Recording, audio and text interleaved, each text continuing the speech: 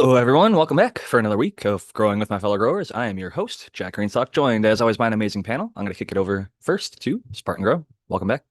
Thank you, Jack. I am Spartan Grown. You can find me on Instagram, Spartan Grown, all one word, no spaces, or you can shoot me an email, spartangrown@gmail.com, and I can help you with all of your growing and lighting questions. Happy to have you back, and also happy to see you in the live chat.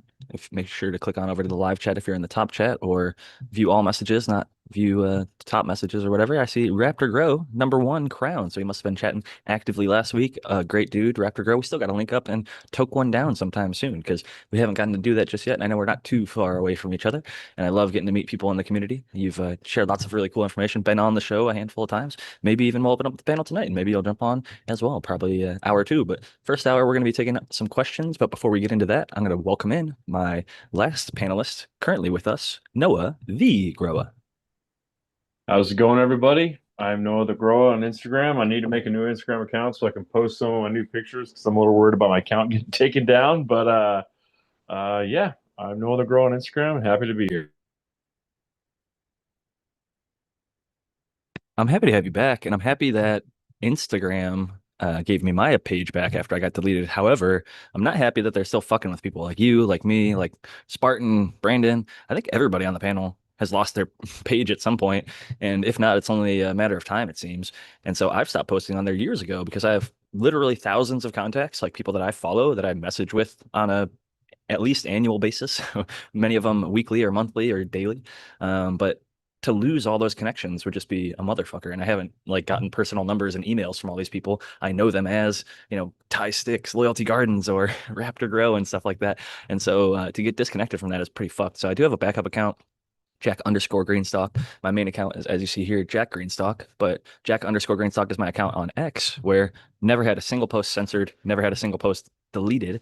So as much as I don't love all the politics that go on both sides, admittedly, outside of cannabis on any social media, but that platform in particular doesn't ban us, and it actually lets us advertise our shit, and it lets us post shit, and yeah, I post the show there Monday or Tuesday every week after we go live. So we did have a topic last week that I think was a little bit heated, and I think Noah the Grower was a bit passionate about it, and he maybe wanted to expand a little bit more. Now there's a little bit more time for us all to share the mic. I'll pass it over to Noah the Grower to maybe get back into a little bit of last week's conversation, talking about flushing and the white versus gray ash conversation, and see maybe if you wanted to add some more onto that.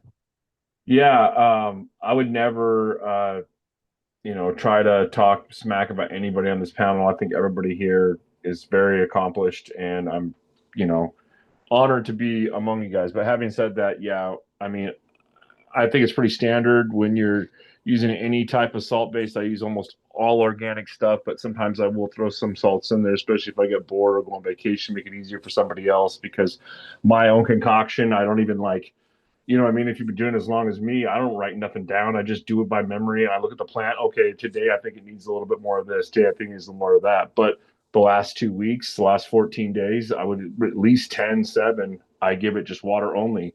When I say that, that to me, like just the old school flush.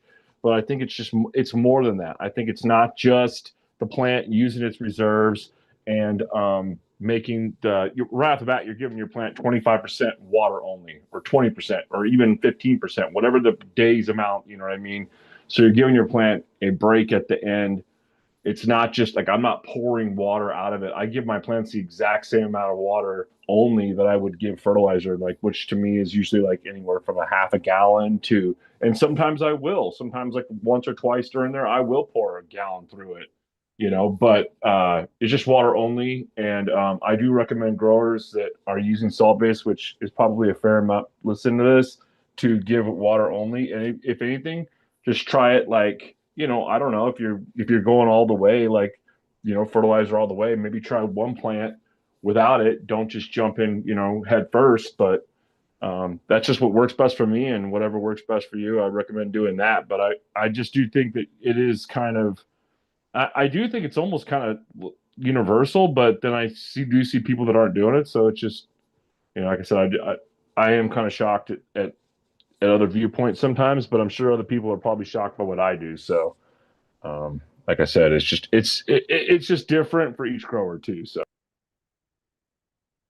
I will say Doc recommends a lower nutrient EC or PPM recommendation than any other growers I see out there instructing people, as well as compared to any nutrient company. He's like having one thirding or quartering whatever the recommendations are, and he's not going based on their feed schedules. He's recommending people stay from like 1.2 to 1.5 EC, which is relatively low parts per million depending on the scale. There's 3 different ppm scales, so I use EC now since he uses that and it's easier to reference. But I do think there's something too, because I, to play devil's advocate, um, have smoked ducks product, and I think it's as good or better than a lot of stuff out there. Like I've had organic stuff that was given water only the entire time, just in super soil or in a soil, but maybe it was mixed a little bit too hot, and it had a little too much the whole entire time, and it never got depleted to a level that the smoke was as smooth or tasty.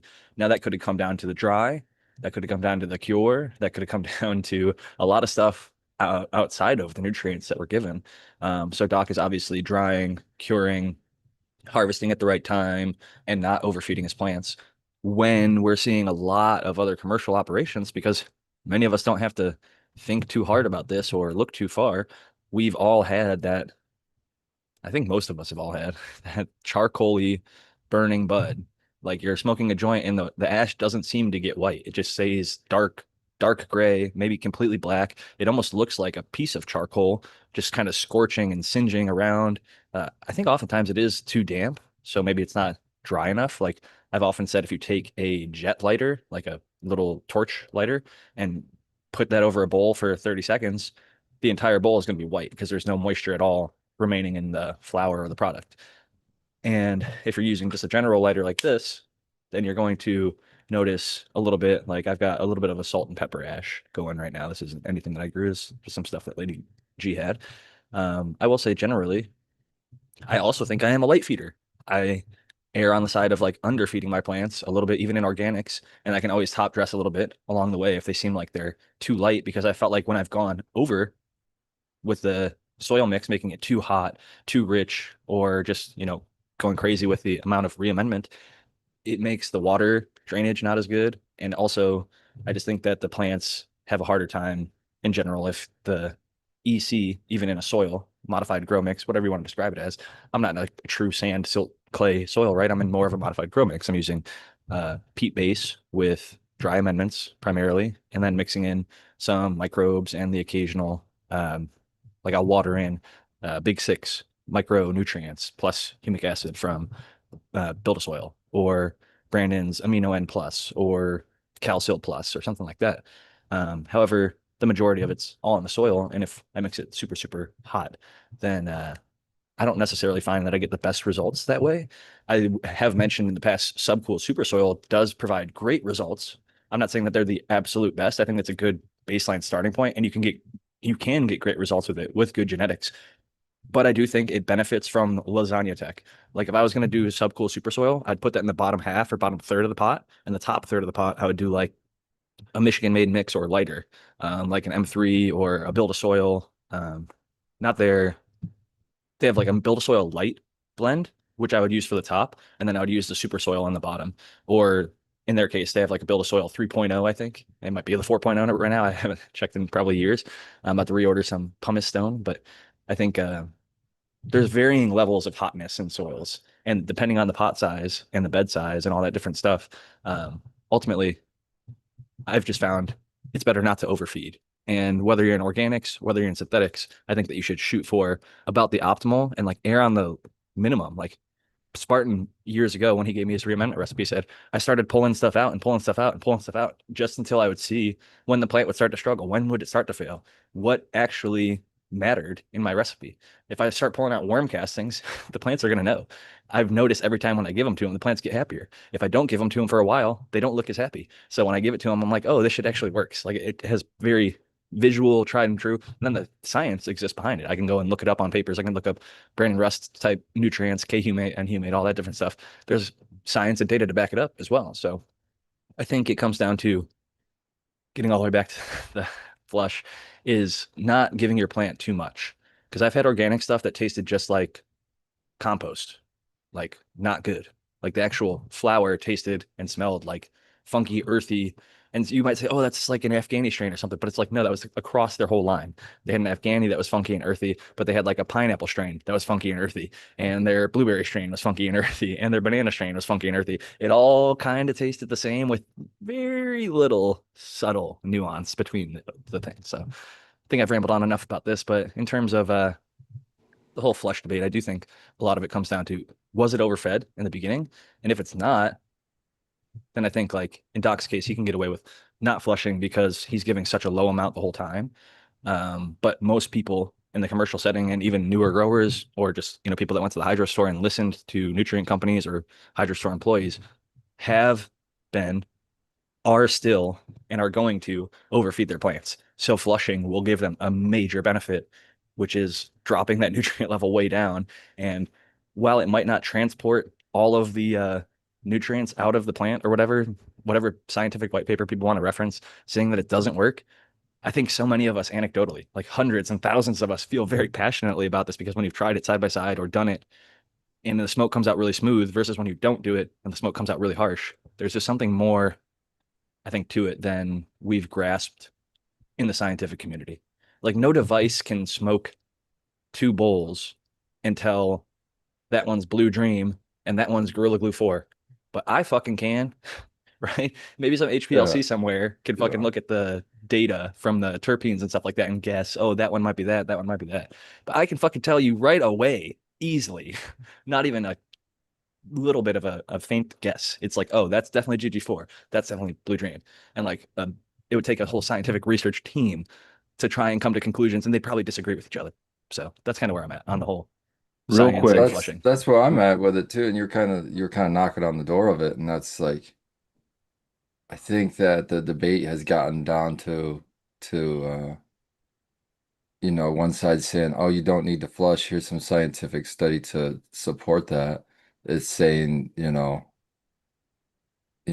did this test on one strain that, yeah, there's so many holes in that study anyway. We could go through it over and over again. But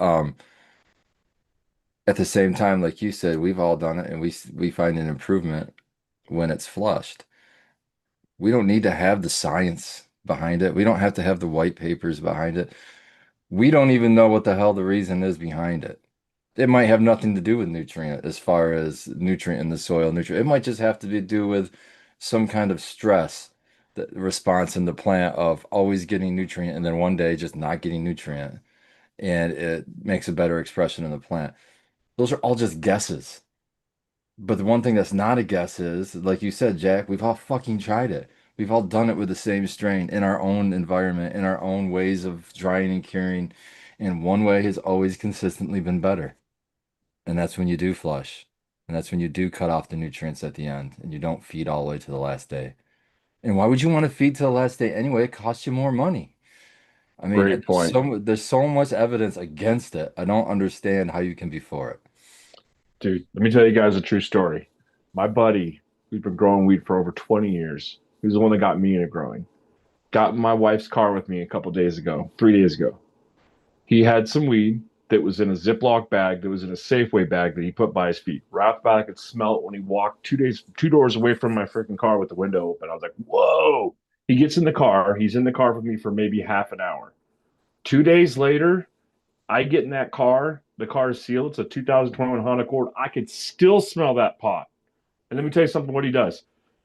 HBS, ocean forest soil, a microbe, and a bloom. He will not use CalMag. He won't use a booster, and he flushes for 14 to 17 days. And his pot is better than anything you can get in dispensary. I'm telling you, for real. I know good pot, real pot.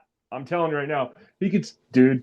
I'm telling you guys, like, and he used to flush for 21 days, water only. He's like, it'll make my pot taste better. And I'm telling you, he has some of the best tasting pot you ever smoked in your life. I'm just telling you. So I believe it. I'll just say, from the perspective of someone like Doc, who is working at a commercial space a lot of the time in commercial settings, they have tons and tons of data, and he can look at it and say, okay, we did a run where maybe we flushed at week 9 or week 7 or a week before harvest. I don't know I think they harvest week 8 or something like that. And let's say the yield, just to put a number on it, when they flushed was 90 out of 100. And then when they didn't flush, it was 100 out of 100. They're going strictly based on quantity over quality. They don't necessarily care that you're going to eke out 5%, 10%, 20%, 30%, 40%, 100% smoother. Who knows? I don't know what the actual factual is, like how much smoother is a non-flushed versus a flushed cannabis. Proper drying and curing being held as a standard, right? Let's just say like 60, 60, 14 days, depending on environment or whatever, if that's like held as the dry cure standard. But one is flush and one isn't. I think all three of us independently, you could give us two white jars. One just says A, one says B. And we both, all three of us smoke both those jars. One's flushed, one's not. All three of us are going to pick the flushed cannabis. I would bet a pretty decent penny on that. However, when you go to a commercial market in Mississippi or Tennessee or Oklahoma or somewhere else, and this isn't to knock, there's definitely heads there that know what the fuck they're doing and grow their own dank and have way better shit than is in the dispensaries. But 80, 90, 95 out of 100 people that walk into those stores are still asking, what's your highest THC? What's your cheapest product? They don't even know about terpenes yet in a lot of places. And when they do, then they go through the same kind of rabbit hole that a lot of us do, where they think it's all just terpenes is the only thing that matters. And so they get ultra focused on that, forget about minor cannabinoids, forget about esters, flavonoids, other things like that. It's just, unfortunately, a lot of people don't have the refined palate to understand or taste that difference in a flush. It's like a craft beer drinker is going to notice the citra hop that makes it a little bit more citrusy while it's also being super fucking potent at 12% alcohol in that IPA, right? It still tastes good to them. To other people, they're like, oh man, that tastes like a fucking pine tree with lemon squeezed in it. It's like too punchy, right? But to that craft beer drinker who only has to drink like one or two out of their 4-pack or whatever that they're getting, and they're feeling great. It's a different market than that guy who's buying Bud Light by the 18 rack and drinking all 18 of them by himself that night. You know, those two markets are two very different consumers. We're, I think, applying the Bud Light production mentality of, hey man, we can just flush. It's going to be fine for that Bud Light market. Like none of these people even know or care. Why are we even fussing over this? Like, yeah, we'll give nutrients till the very end. Even if it costs a little bit more, we get a little bit more product and we're going for ultimate quantity. If the quality is good enough, then that's all that matters. And if it's not good enough, it gets made in a concentrate or it gets sold backdoor to a different market in Europe or a different state that's not regulated. So if we're fighting apples to apples, if you're trying to show up to the show and be that guy that Noah is talking about who has a bag that stinks up the car so much it smells 2 days later, I think that you consider the little bleeding edge things of whether it's a stressor, whether it's a nutrient response to getting less, whether, you know, it could be even causing some sort of, and I talked about this last week, but even re-examining that paper when I was trying to look at it, the whole 11 days thing in like a 3-gallon pot threw me a little bit.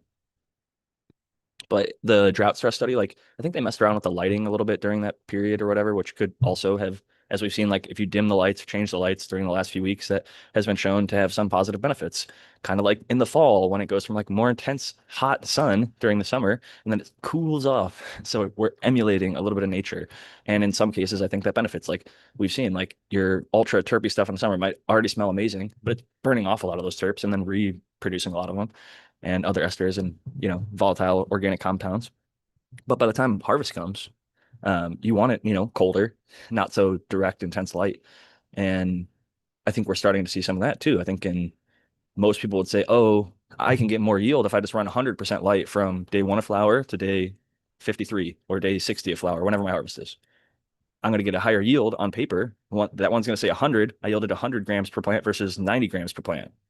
But that 100 grams per plant might be 8 out of 10 bud. It's acceptable. It's got 25% THC or 30% THC. It's good enough for market. Is it the most amazing shit you've ever smoked in your entire life? Is it the shit that stinks up your car and makes your car keep smelling for a few days? Probably not. Probably not. I think losing that little bit of yield over there that drops you from that 100 grams per plant or whatever down to like 80, 90 grams per plant. Although I mentioned, I think you can have it all. You can have a monster yielder and amazing quality. I do think generally you can sacrifice a little bit of yield over here for higher quality over here. If you want the 9.75, the 10 out of 10 best buds possible quality over here, you're going to generally sacrifice a little bit of quantity here for one reason or another. That's either dimming your lights at the end, maybe you ice flush, maybe you drought stress at the end, maybe you drive a nail through the stalk or stalk split or whatever, or super crop, or any of the numbers of things that we've felt anecdotally. Stress brings out the best grape, right? Wine has known this in the ultra high production market for a long time. However, in cannabis, we're emulating a little bit more in lavender and drought regions and things like that. But I'm just a proponent of try it for yourself and see what works best. And when you try flushing, I'd say like 99 out of 100 growers stick with it. It's like, especially because usually we start off, I would admit, when I got into cocoa was overfeeding. I didn't have a EC meter. I was just going based on the nutrient scale, and I'd cut it in half. And then I would go nutrients, one watering, other watering. So I'd go newts, water, just so that I wouldn't, even at half strength nutrients, because I was using the whole line, heavy 16. There's a whole bunch of other additives and organic. Like, I think the AB is, this is kind of how they pitch it, but I don't think that they've ever gotten anything approved. But they kind of claim the AB is kind of like your typical AB, and then the rest of the line is organic. So like I would put this one called Prime or whatever, or Fire. I think the Fire had like humic, because as soon as I put that in there, like the whole water would just start turning black, and you could just see like the humic acid working through. And to be honest, I think as like a Synganic line, I was using it with compost teas once a week too.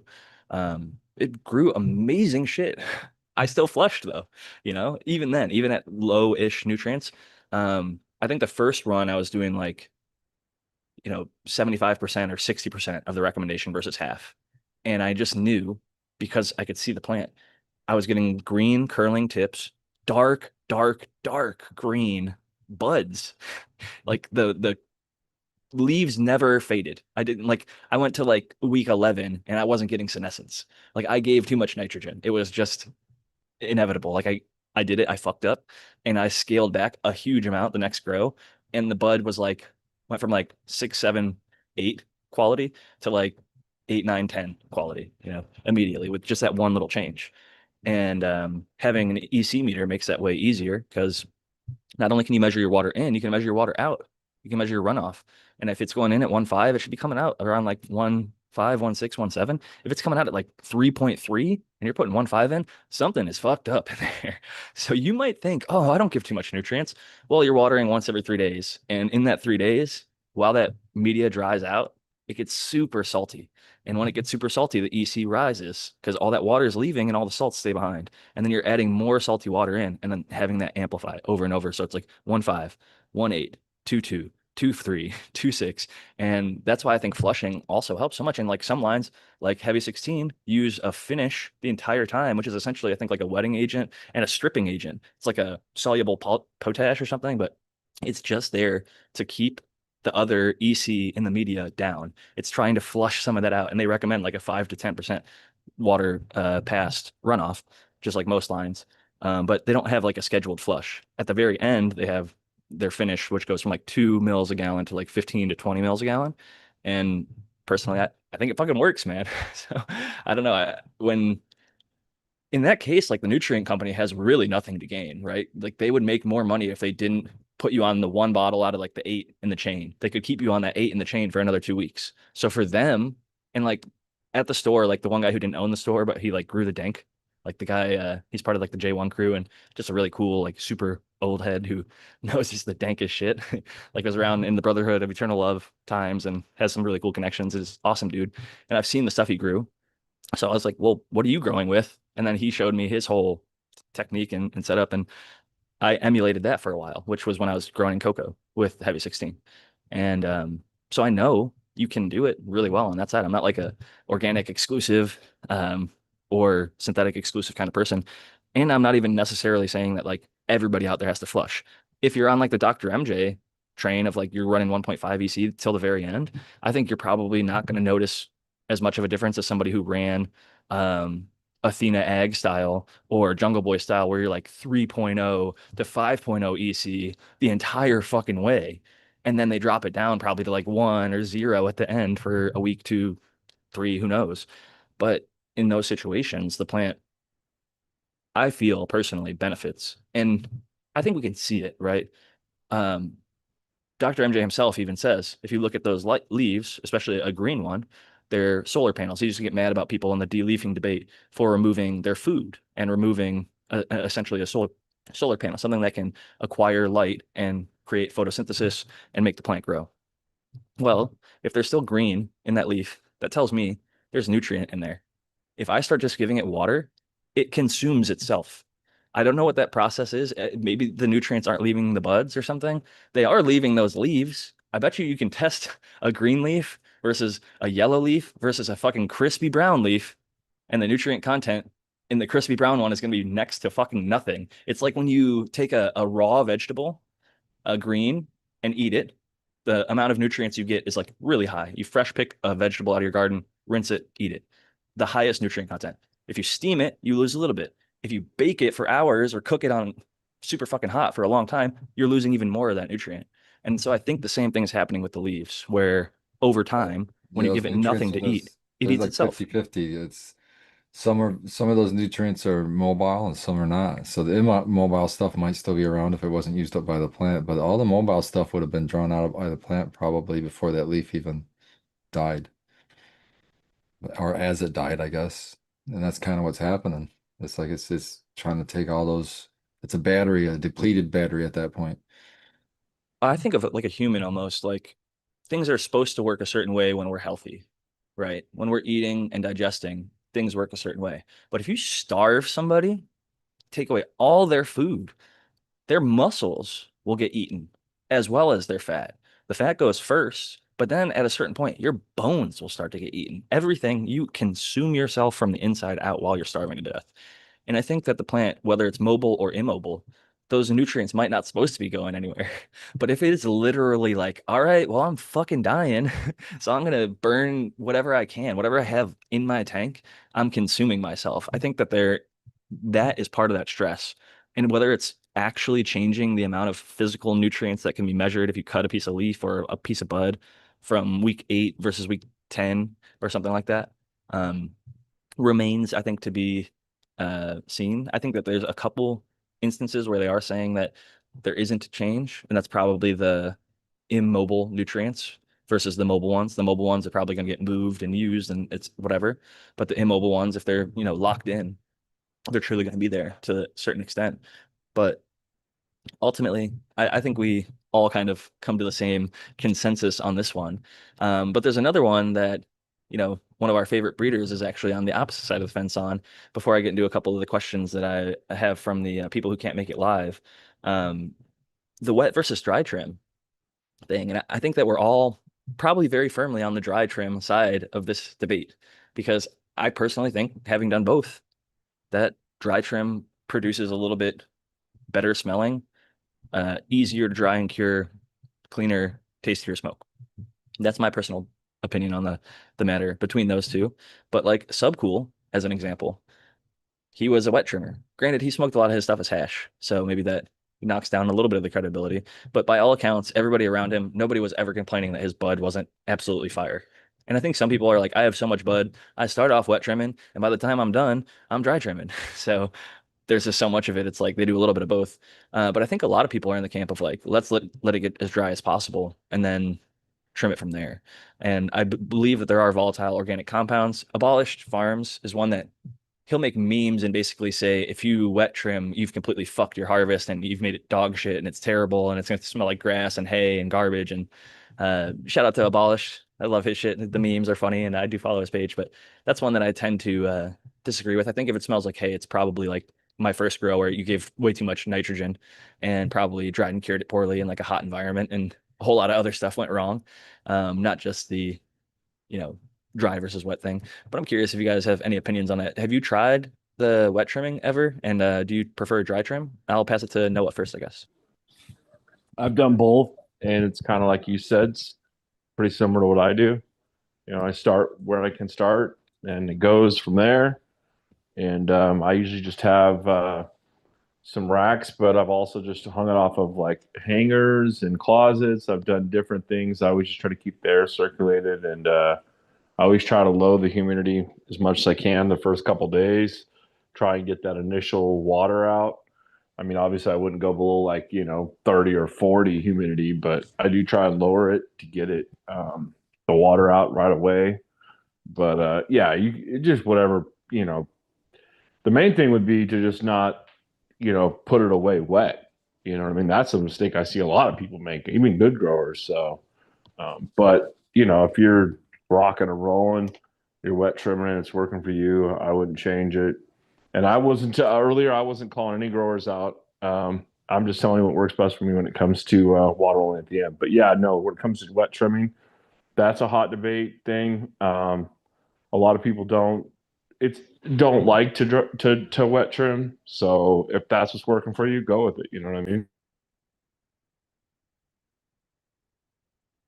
I'm generally with that in life, whether it's cooking or growing cannabis. Like I've watched some tutorials that I'll follow it, and then I'm like, you know what? I just like my things a little bit more crispy, so I'm gonna have it be a little more well done and cook it longer than they're saying to pull it. Like they like theirs ultra rare. Maybe I like mine medium, or maybe they like theirs medium and I like mine well done, or medium well, or something like that. It's like we all have our preferences, so sometimes that's going to dictate the technique and how we apply it to our own life and our own grow and things like that. Some people like their stuff earlier harvest. Some people like their stuff later harvest. Some people want it to be harvested like right kind of in that sweet spot. But back to the wet dry trim, I'm curious, Spartan, I know you got a lot of flower coming down because you've got both your indoor and outdoor grow and the trichome forage. I know a lot of it goes to hash, but even with that being said, do you guys ever mess around with the wet trim, or are you still pretty firm on the dry trim side? Well, I can say that when I first started, caregiving even, I was wet trimming. So I did do it probably for maybe a year or two, but then I tried dry trimming, and I haven't wet trimmed since. And it's just, I don't know. There's a lot of reasons I can argue for a dry trim over a wet trim, but for the people that have done both, I mean, this is the same debate to me as what we started with the first one. It's like do it in your space and do a test. Split your harvest in half and wet trim half of it and let the other half dry and then dry trim it and then keep it in the jars so they're in there the same length of time and then try them back to back. See which one you like better. And that's kind of what I did, and it's just dry trim is just always better. At the Trichome Forge, we're harvesting fresh. So we harvest it fresh and we do a little bit of I don't know if you want to call it a trim, a pre-trim before that all like then gets washed and we don't have to worry about really trimming that, which is the best part of that whole situation. You're just kind of bucking it. Yeah, well, you're taking off the big fan leaves, of course, because they don't have any trichomes on it whatsoever. The little sugar leaves though, They of have a course. little, if you look with microscopes. People always say that, but I'm like, they have trichomes on them even in veg.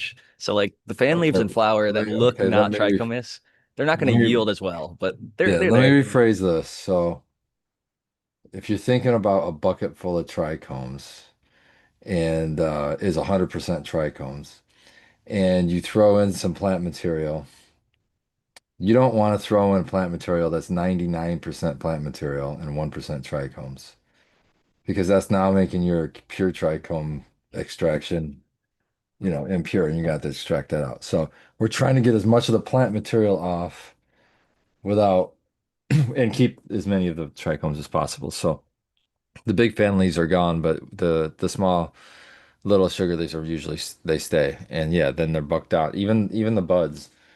We what we're trying to do is make everything uniform size, about the size of a pebble or something about like that big. So of course the buds are going to be all different sizes.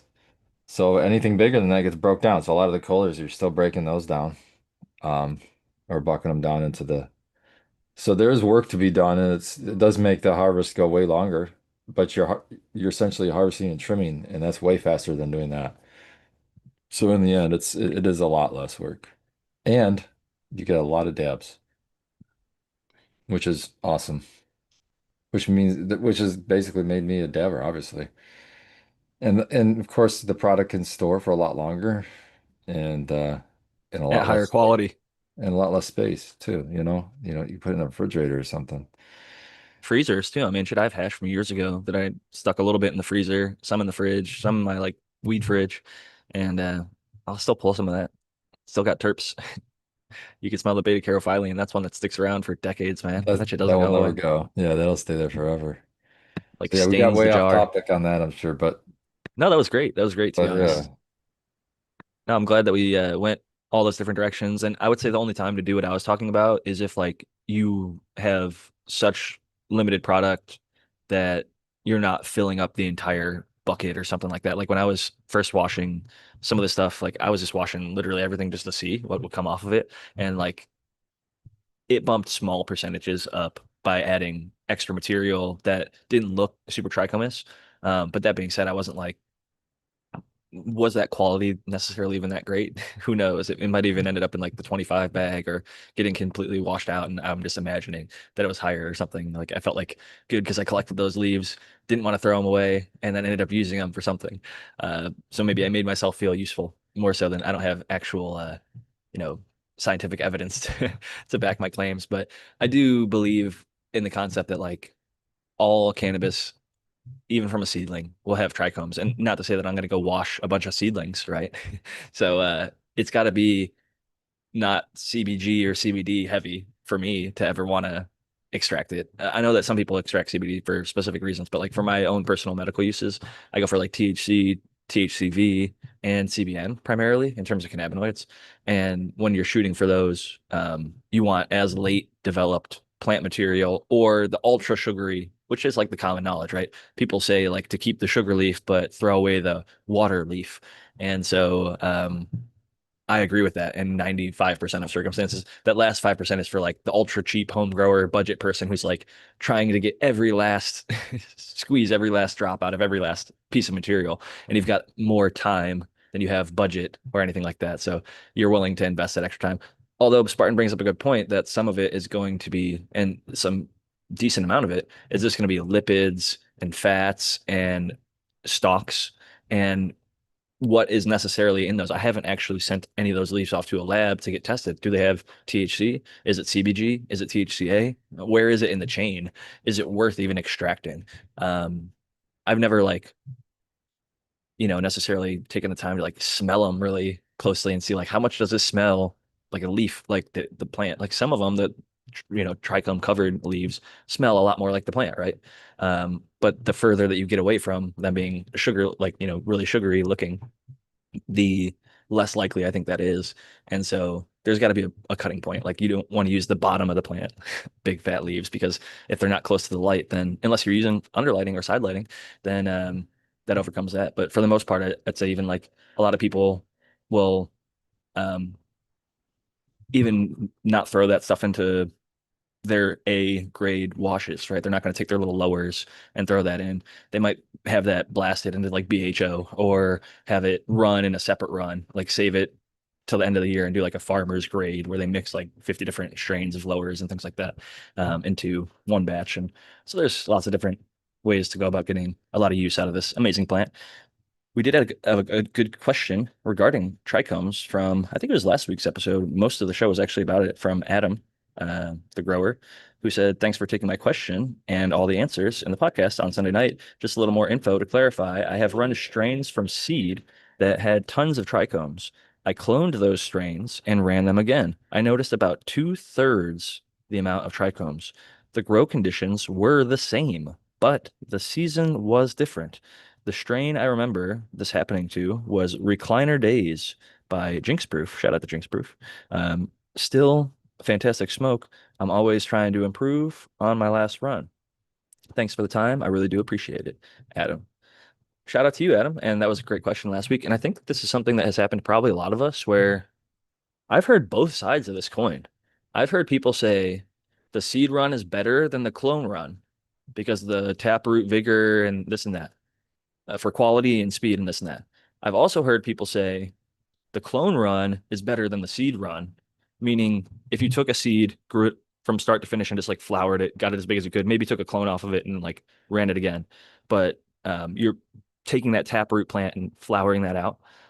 Some people feel that is worse because it has not adjusted to your lighting, your environment, your nutrients, whatever it is. Maybe like you got it from Vegan Doja, who's a veganic grower in the Pacific North, in Northern California, and you're growing in deep water culture in Canada or something like that, right? So those are two very different situations. So maybe your seed run is going to suck because this might be hippy dippy, right? But like it's going from that like ultra high microbial, like organic environment to like the ultra sterile, like synthetic environment, like the two most opposite possible things. So maybe it takes a run to get adjusted to that new environment. And then their clone run might be better than their seed run. But if it went from like a veganic soil to a veganic soil in the same Northern California environment, maybe that seed run is going to be good, and then they try and clone it, but because how they grow there, it's got to wait a whole nother season and then be running the next season. The next season actually sucks comparatively. Or in this case, they said, well, they wrote um, the environment, the environmental conditions were the same. The season was different. It can be deceptive because you might believe your hygrometer or your thermometer or whatever because you look at it and it says, hey, it's about 76 and 45 or something, right? 76 degrees, 45% RH, or 78, 55, whatever it is. And you just believe it because it's usually right.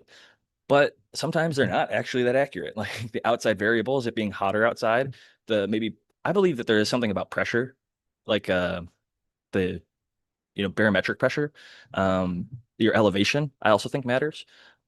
I don't know how much that actually impacts things, but I know people that like have grown stuff on like the top of their mountain, the middle of their mountain, and the bottom of their mountain, like, and it expressed differently. And so like I've also seen the same person grow, or not, like three different people with the same soil from the same compost place grow the same cut, one right on the coast, one 10 miles off the coast, one 20 miles off the coast, and they're all expressing very differently. They have some similar characteristics, but there's very unique traits of each one of those locations. So I just think that it can be easy to think this run was about the same as last run because I set my environment about the same, and maybe my air conditioning and dehumidification is good enough that it kept things in that range. However, the air conditioning and dehumidifier being used at all versus like not having to be used. So let's say your summer run versus your spring run. Spring run, it didn't have to come on because it was just a cool spring. It's a bit cloudy and overcast and a little cooler than normal. Then summer comes and it's hot as hell. We get a heat wave. So your AC and dehumidifier are working like crazy. That run, I think, is just going to be worse because even though the environment is quote unquote stable, it's being fluxed a little bit. It's having like a lot of like this throughout the day. So like your thing is going to say it's 88, but it's going up and down and up and down and up and down. And the humidifier is like, blowing like crazy versus just like a nice gradual, like even keel day where it just might have like a little bit of this and a little bit of that. But for the most part, it's like homeostasis versus chaos with the same numbers is kind of the way I'm thinking about that. And that could just be one aspect of it. But I'm curious if you have any thought of like seed run was a 10 out of 10, but now your clone run is like a 7 out of 10. What do you think about that, Spartan? I would I would expect the opposite, but if I saw that, I would think that I did something wrong myself, that I did something wrong in the environment, I did something wrong. I flipped it too early, it wasn't healthy. Somewhere I made a misstep somewhere because like what you were explaining, they made should have made a little few epigenetic changes to try to get used to the environment. So if I get brought it into the same environment and I didn't get the same results, it tells me I did something differently. There has to be something differently because you would get the same results otherwise. Um, so yeah, I would be looking at my own technique or what I was doing. Is the environment right? Maybe my meters are incorrect. Maybe the meters could be, I'm relying on one meter giving me the, temperature and humidity readouts, and I should be relying on two or three, or and one of them's off. Or, my EC pen is off. I haven't calibrated it. That's a big one. Or pH, it's another big one. Where you think you're doing the exact same thing, but no, you're really not doing the exact same thing. So, just rack your brain for what did I do different? What could I possibly have done different? Is is what I would suggest to this person in this situation, because that's what I'd be doing for myself.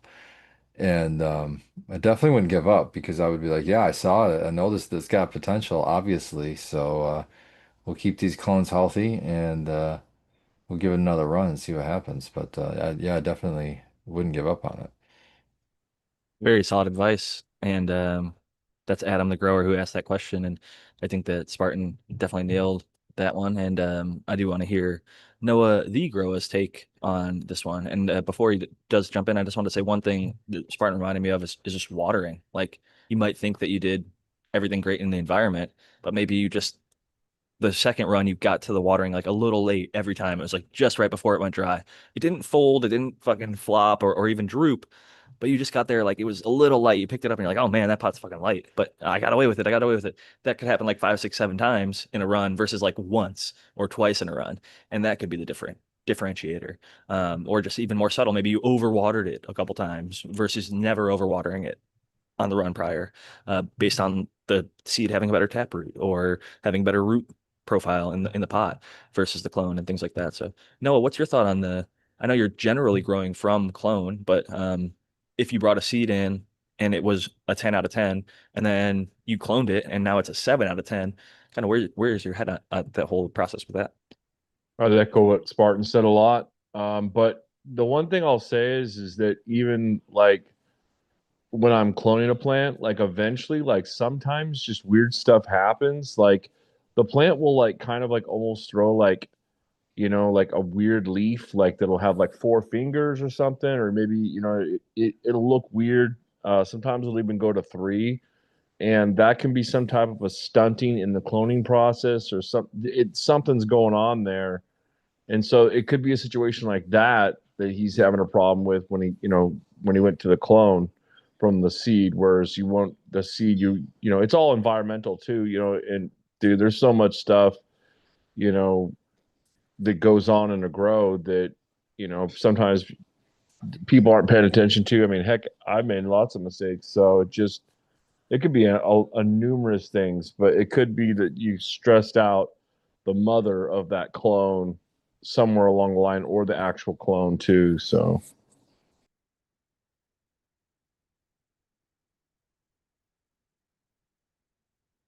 Also very well said. And I think it's easy to underestimate how much impact we have. We are in the indoor environment, at least, controlling basically all variables or lacking the control over certain of them, depending on our amount of investment into our grow.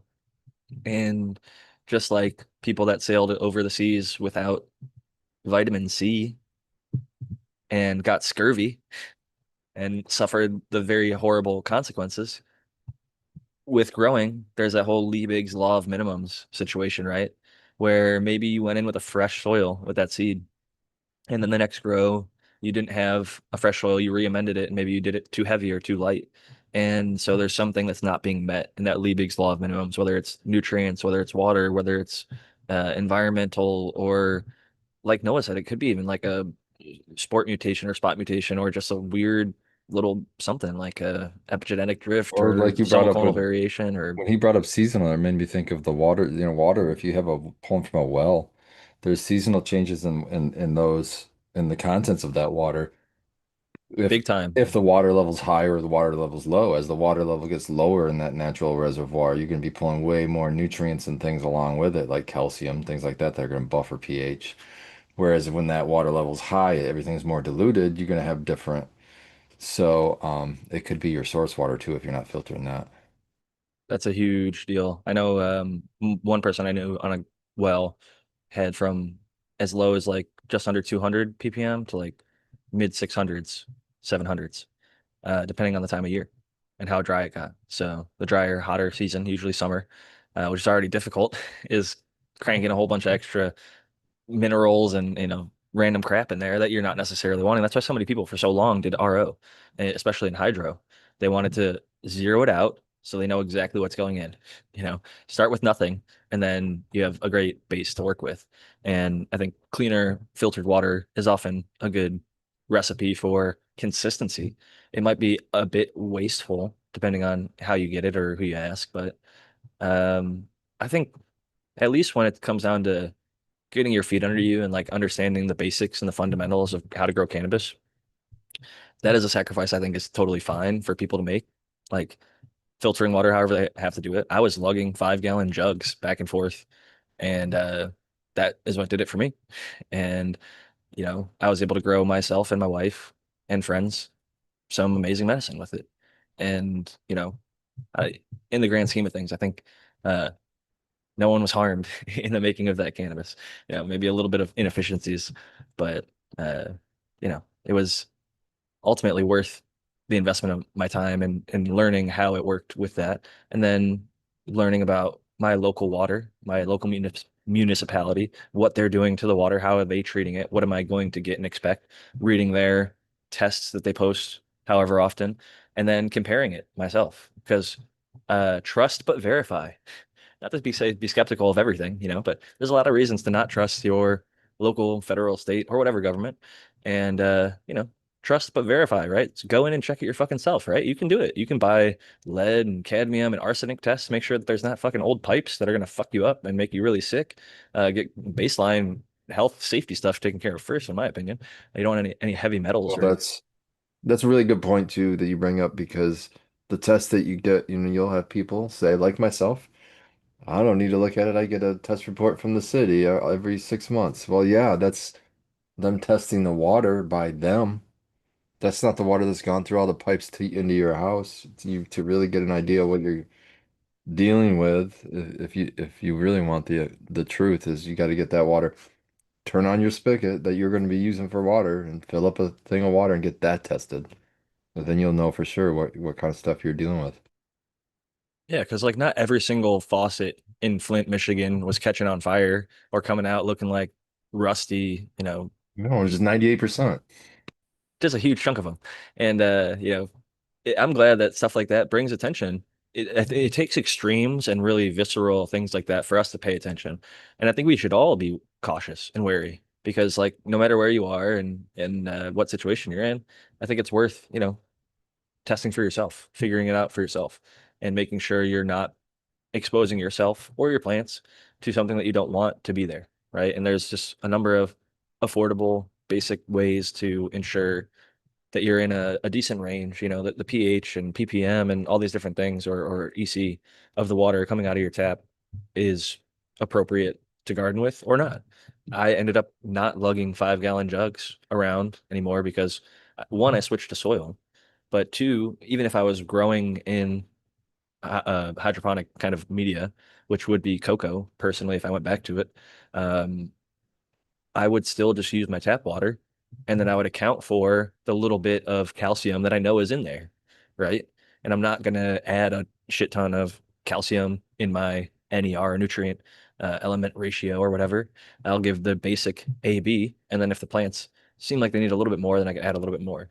In my case, you know, I'll give Calcio Plus or something before I go into flower. Front load a little bit of calcium, a little bit of silica. It's just good for the plant in general to have those things. And the other bases are covered by lots of other stuff that I put in there. And so my tap water does just fine. And, it doesn't have, thankfully, I'm in a fortunate situation. I think that we are all very lucky to just be in North America, specifically in the United States of America. And we're not that every single city is perfect, but a lot of our cities have pretty good health safety standards and things like that. So most of us do have clean water, and most of us do have pretty decent access to water, where many countries cannot necessarily say the same. And uh, at times when there's catastrophes and things like that, we have shortages just like anybody else, and it becomes like people transporting thousands and thousands of gallons to local areas to get people water when they need it because it is such an important resource for us and for our plants. And so, one to not overlook because it is easy to overlook. It's just this clear substance. It's so easy to think water is water is water. And I said that once at like a basketball game. My buddy Johnny, we were in a locker room and there was kind of a nasty ass water fountain. I like turned it and the water that came out was clear. It was warm. It wasn't the greatest, but I needed fucking water. I was sweaty as shit and needed something to hydrate me at halftime or whatever. So I drank it and I didn't die. So here I am. But water really truly isn't water. It's not all the same. Like a zero water filter, if you drink that versus a Brita water filter versus your tap water, you're going to taste it. I was a resident advisor at a college dorm for a year, and one of my German students yelled at my face because I told him because we were kind of required to at the residence hall to say that, yeah, the water is safe to drink out of the tap. It's technically safe to drink out of the tap, right? He went up to his room, poured some into a glass, drank it, spat it out, marched his unhappy ass back down to the front desk where I was working and like could not leave, and proceeded to yell at me for like a minute and a half about that water is not safe to drink. There's fucking chemicals in there. I tasted it. It's fucking disgusting. He just fucking went ham on me. And respect to him, man. Good for you. Get that filtered water and drink the cleaner shit. I can taste it too. But again, going back to the whole Bud Light thing, not everybody can and not everybody cares. But if you have the luxury to take, the couple dollars or seconds or whatever it is, do the research. Maybe you're getting the thing in the mail and just throwing it out. Maybe look at it or just Google your city name and then water test. And then a lot of the time they'll pop up the most recent one with a PDF for free. I think they're legally mandated to do so in most cities, counties, states, etc. So understanding the water. I know I've beaten this dead horse, so I'm going to move on to the next question. And we got a good one from Mike K, who says, "Hey Jack, I seem to be working when the show is live, but I have two questions. The real world scenario is I'm growing Bubba S1 and the pheno of those shrub-like Afghans with huge leaves and minimal branching. Question one, I am doing the right thing by removing the giant leaves to get light to the under canopy. I touched on that earlier, a little bit with the whole Dr. MJ comment. But question two, they say hypothetically, if a plant had a complete canopy of fan leaves and no buds were getting hit by light, would the plant be able to use the light from the fan leaves to form proper buds, or does the light need to contact the buds themselves to form properly? Thanks for the show. I appreciate the work. And I'll pass that. I can't remember who I went to first, last one, but I'll pass it to Spartan since I can see him. So I'll pass it to you first on this one. I would say answer the second one because that's fresh in my mind. Yes, I think that you would still get buds. I don't think it's so important that the bud itself gets light. The first question, how much leaves should I take off my plant? This is something you're gonna have to. There's no answer that's gonna be right for every plant, right? So this is something you're gonna have to do, and I'm gonna sound like a broken record here, and I'm sorry, but you're gonna have to get a couple clones of them, right? If you can do a whole light and maybe do four plants or however you're growing, maybe you can only do two plants side by side, but do the first test. Defoliate is whatever you feel like is a good defoliation, and don't even touch the other plant. See which one's better. Then, whichever one wins that goes up against the next. Okay, if defoliation was better, maybe more defoliation is better. So do the first thing that you did versus the more defoliation until you find what's great for the plant. The sad thing is, or the happy thing is, depending on your opinion, that's going to be the answer for that plant. That's going to be the answer for that plant. And then In your environment with your in soil and that your light. environment, and your soil, yeah, exactly. And in your nutrient regime and everything else that you're doing. And so that answer may change if any of those things change or if you put another plant in there, another strain. So that's what keeps, gardening forever, something new, forever something. Everybody says, how can you sit here and talk about gardening even once a week, for years? Because it's always changed, man. There's never the same thing forever. It always depends. So, yeah, I think that's my answer. If that makes sense. No, it's fair and it's true. I mean, it's the honest thing. And the beauty is we can get into the subtleties of it depends, oh, if I go more this way, then I might expect this. If I go more that way, I might expect that. And in this case, like I've done kind of what you're talking about. I've done like the Jeff Lowenfels, leave it the fuck alone. Don't touch it. Don't defoliate it at all. I've done the Schwaz technique where you pull off damn near every single one of these fan leaves and are left with just like buds on sticks. Right. And I've also gone kind of right in the middle where I've taking them, the big ones off here and there to kind of let light down in there to try and hit that lower bud or even on that same branch, you might have like a top bud here, up where my fist is, but down by my elbow, right? You've got another bud starting to form and that bud is shading out the lower bud. So you're like, maybe if I pull this one over and then I pluck that fan leaf there, then that light's going to shoot down through there. And then I'm going to get a nicer little shoulder bud or B bud or C bud or whatever it is. and that Yeah, seed I might will become a say it's beet. like timing's important too, of like when that leaf strip happens. Like when are you taking these, especially if you're going to take a good amount off. You I know, liked the Mango Tech day 21 and day that's 42. because Mean yeah, Gene's Garden did it. Mean Green's Garden, Mean Gene's Garden. Not Mean Gene from Mendocino, but the guy who did the green Rapidelli stuff. jeans, green jeans. Green Jeans, yes. Yeah, He did it. I've done it. I like that. I think it lines up at the end of the stretch and like a little bit before you harvest, so you almost don't have to do that water leaf removal that we talked about earlier when you like buck or whatever, like you're taking off any but of the that's non-sugary leaf. It almost accomplishes that to some extent towards the end of the yeah, I 42 like day. that timing myself too, around during the stretch, during the bolt, during the time that the plant is growing, actively still growing upward. I think is the best time to stunt it so that it saves you a little bit of that growth. And it's already growing, so it's gonna in that regeneration kind of mode already. Once it's done and it's kind of set in flower, I don't like to fuck with it. You know what I mean? The day 41, I kind of avoid that myself. This is all in my garden and what I do, but I do like to keep them cleaned out probably around day 21, like you're saying, and like towards the end of the bolt. I think that's a good time to clean them up. And I do think the bottoms still need to be cleaned up. Even if you have under canopy, you can do some cleanups down there. I think that's one of the large causes of hermaphrodite issues is those under canopies being underlit, and then they get in these weird, funky environments for a little bit, and all it takes is for one little spot on the lower canopy to be unhappy, and then that sometimes is where that nanner pops out and throws pollen up at the rest of your beautiful canopy and pollinates your whole entire grow. And I'm a big fan of, as Noah says, I think trimming the skirt or something, lifting Keep a short skirt. keep a short skirt. Yeah, Yep. keep a short skirt and shaving the legs. I've seen a lot of people, Hmm. take a lot of that off. I've tried to minimize it to some extent because I feel like if I grow this big, massive, like 6 foot tall plant and then I chop off 4 feet of it and then I just get 2 feet of like top buds, I'm like, damn, why did I veg it so long to have all that stuff get whacked? But at the end of the day, it depends on your pot size, your space. If I do think that like to some extent, as long as you've got like 2 to 3 feet of good dense bud canopy, I don't care. I don't necessarily care how much is underneath. If it's 6 inches, a foot, or 2 feet, whatever works for you with your veg timing, your space, and everything like that. As long as you're filling out, that 2 to 3 foot range of canopy that I think a good grow light will adequately kind of populate. Maybe 3 feet's a little bit generous, 2.5, 3 feet, Yeah.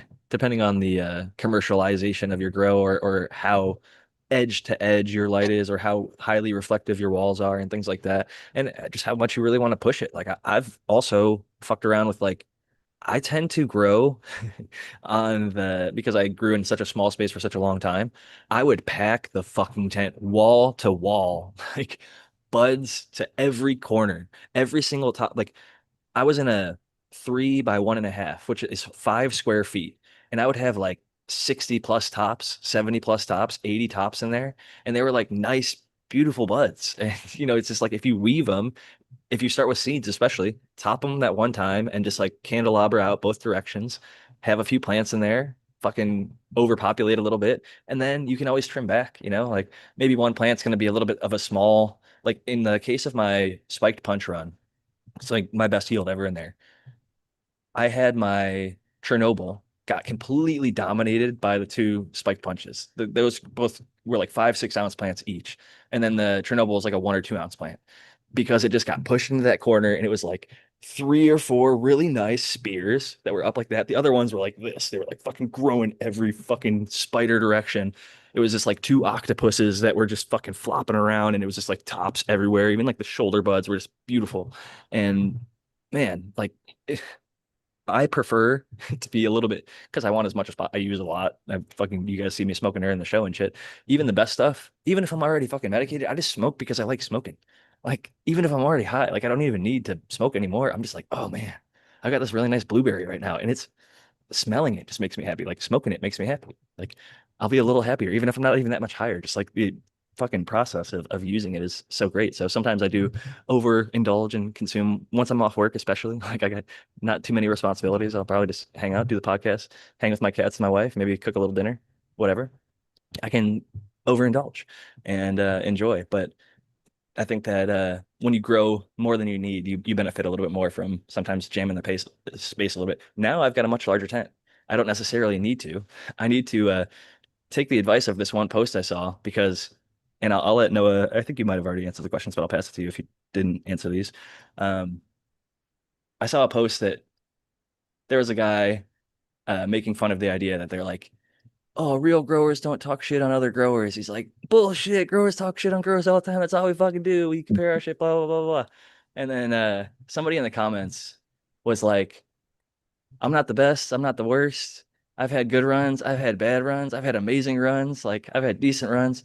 He's like, I think you're as good as your last grow. And Noah said some shit like that a long time ago, too. I think, it's like, what have you done for me lately? Like sports teams. Like some people like to live in their sports team that was amazing 10, 20, 30, 50 years ago as fantasy time of like, oh, they crushed it for so long. That's their what made them famous, right? And people will hang on to that. But it's like, okay, yeah, you grew killer shit in the 90s and 2000s, like, but the shit you're growing now is mids. So what the fuck? Like, I'd love to see what you're talking about because like those people weren't even alive to experience that stuff or whatever in some people's cases. And it's like, I love even myself. I'll call myself out. I'm fucking got way too obsessed with the Open Source Genetics Alliance and tried way too hard with that. I blew up my whole entire grow just to make clones, and I didn't make myself any flour. So I got to the point where I overgrew everything, and just the fucking place was a mess. If I would have just grown for flour and kept a tight little veg space, I'd be better off. But I got a cart out in front ahead of the course. I wanted to get as many people of these clones as possible. With the GG4, it kind of worked, although I think I'm going to end up probably refreshing and getting a brand new one because at this point it's just like not as healthy as it should be. And I don't want to send people out a not great representation of the clone. And I know where to get a good representation of it. So when the time comes, I'm honestly at this point just about to full reset and start everything over fresh from seed because I made a few mistakes that I can reflect back on. And I'll get into those if I uh, have time at the end. But I want to pass it to Noah because I don't think that I passed this one to you earlier. The two hypothetical questions were if they have huge fan leaf blocking a bud, should they remove that big fan leaf to allow the light to the lower bud, essentially? And then question number two, would a complete canopy of just fan leaves develop buds, or do the buds need to be actually exposed to the light? For Noah. Well, I was listening to all you guys talk. This is this is a very touchy subject. Okay, so like right now, let's say your tent that you were talking about that you had packed. If I had a tent that was packed like that or a room that was packed like that, whatever's in the back, I'm going to be much more generous trimming the skirt up on that one because I know I'm not going to be able to get to it day 21 like you're talking, which I totally agree with. And I also agree with Spartan. The day 40, I don't want to go crazy as well. I've heard people say day 40. I kind of steer away from that too. If there's a leaf there in the way, I might tuck it. If there's one leaf where I can see like 4 or 5 bud sites, yeah, I might sacrifice that leaf. But I'm not just going to pull leaves off for the heck of it. But having said that, I do like to trim up. I'll start with a foot and then go from the bottom because for a lot of reasons, I want the airflow. I don't want that Hermy thing you're talking about. I don't want to be splashing around when I'm watering, especially in the back. But as far as bud sites, like it just, I mean, what's your light? There's 100 questions that I would need to know exactly what's going on in that thing. But as a general rule of thumb, you're going to want to have I like to put them in there with at least a foot off the bottom. And I don't know, like you said, 6 foot plant. I don't have a lot of experience. I have grown them big like that, but I prefer 3, 4 feet when I'm putting them in. I like 3 feet, and I'm taking off at least the bottom foot. And I might do, I like 20 to 24 inches of the tops. And, and like kind of like you said once, the top, the very top, even if your plant is topped, which I recommend doing at least once, I like to top my plants once, but some of the shoulders are going to be your best buds. So you want to expose those. You know what I'm saying? You want as many shoulders as possible because those shoulders, I don't know what it is, but some of the tops, maybe because they're getting so close to your light, the stuff up there just gets a little too hot. That's another thing. What's your temperature? What's your light? So, but the first bottom would be the foot, and then if you're going to be in the back of your tent and hey, I might not pull that plant out, whether or not you're in a net or not, I'm not going to pull that back one out. be more generous so that you don't have to worry like, oh, I wish I trimmed that screwed up higher on that one. I wish I took a leaf off over here.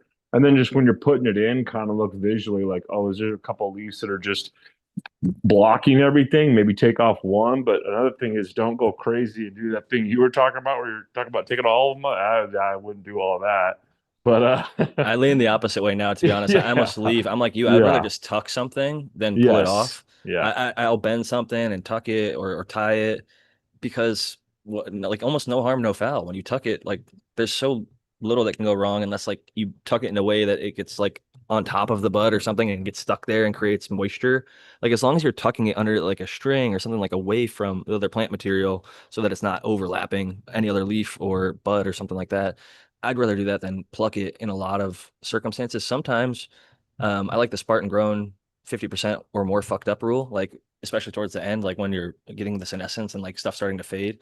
If you start to see like the leaves start to like crisp or curl or die off, like if it's more than 50% fucked up looking, I'll just like clip that one Oh, regardless of definitely what clip day. that one because the plant will spend more energy trying to repair that leaf than it will be times the work.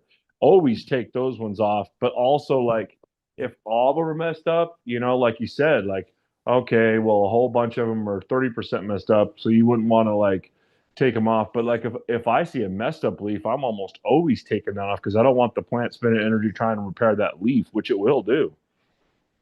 100%. And it's just dedicating time to go through a different process than what you're kind of trying to encourage. So I think that there's a lot of reason to remove it from the plant energy perspective and also potentially pest ingress or because like they make yellow sticky cards yellow for a reason. A lot of plants are or pests are attracted to yellow kind of dying leaf, so they go for that. Some will go for a perfectly green, healthy plant. Like there's been these people like, oh, my plant is so healthy that these bugs they can't even touch it. Yeah, I That's got the awesome. thickest walls, and my plants they're like Clint Eastwood walking down the street, fucking high noon. Like they're not fucking around. But Matthew Gates, who's like an IPM specialist, has been doing this for like over a decade in cannabis exclusive, not exclusively, but primarily. Um, has talked about even like plants with Brix over 12 or 20 or whatever the hell the number was that people were claiming sometimes attract certain pests specifically because they love sugar, right? So they're like aphids and certain things are going to go for a high Brix plant. It doesn't matter that you have really good, Brix levels. Maybe you have good other natural defenses. Like I know I use a little bit of the I always forget the fucking name. It's one of the worst smelling things, so I don't like to think about it. But insect frass, and I know people use things like crab shell. I think because it has some of the same chitinase, I think is the term or something like that. Chitinase, one of those two, that helps plant resistance and things like that. It's kind of old school, reflecting back on some of the different things that can be turned on within the plant for like natural immunities or natural Yeah, defenses and it's got like pieces of those insects in it too, which is your chitin. And then it attracts something like fungi or maybe bacteria even to make enzymes like chitinase, like you're saying, that would break down chitin. So when you add that to your soil, you're attracting those beneficials that will be making essentially the acid that will be melting insects if they come around, or fungi. I guess fungi is usually pretty much made of chitin as well. And then there's like Bavaria bassiana and other natural things that you can put on BTI and BTK, depending on which pests you're facing and when, and why you want to apply certain things. And even the predator mites are some of my favorite ways to go if needed. But it's just always fascinating the different, you know, old theories that we hear tossed around still. I think still see a lot of people that like, oh, your plant got pests, you must be a bad grower or something like that. And it's like, man, sometimes shit happens and like it can happen to anybody. I think like all of us have had some pest at some time. And if not a little bit of about with some sort of mold or mildew at some point, Yeah. and dealing with that and learning to avoid it is not a mark of shame. I think it's a badge of honor in a sense. It's another tool in the tool belt. It's like, oh yeah, I faced that thing and now I know how to beat it. When I got my cats, I adopted them from some kind of sketchy Craigslist place and they're covered in fucking fleas. Well, I figured out how to beat fleas because I love these cats and I wanted to get them healthy and clean and happy. And so I did just like I would with cannabis, multi-layered IPM. I was physically brushing thankfully they're white, so I could see the fleas. Pull as many as of them that I can off. There's flea sprays that I could spray on the cat around the house. There's pills that they could take, and there's little collars that they can wear. So we approached it with like multiple modes of action and kicked its ass the first time around. The second time, admittedly, we're having a little bit of a harder fight. This second wave, 8 years later, we're running into them again.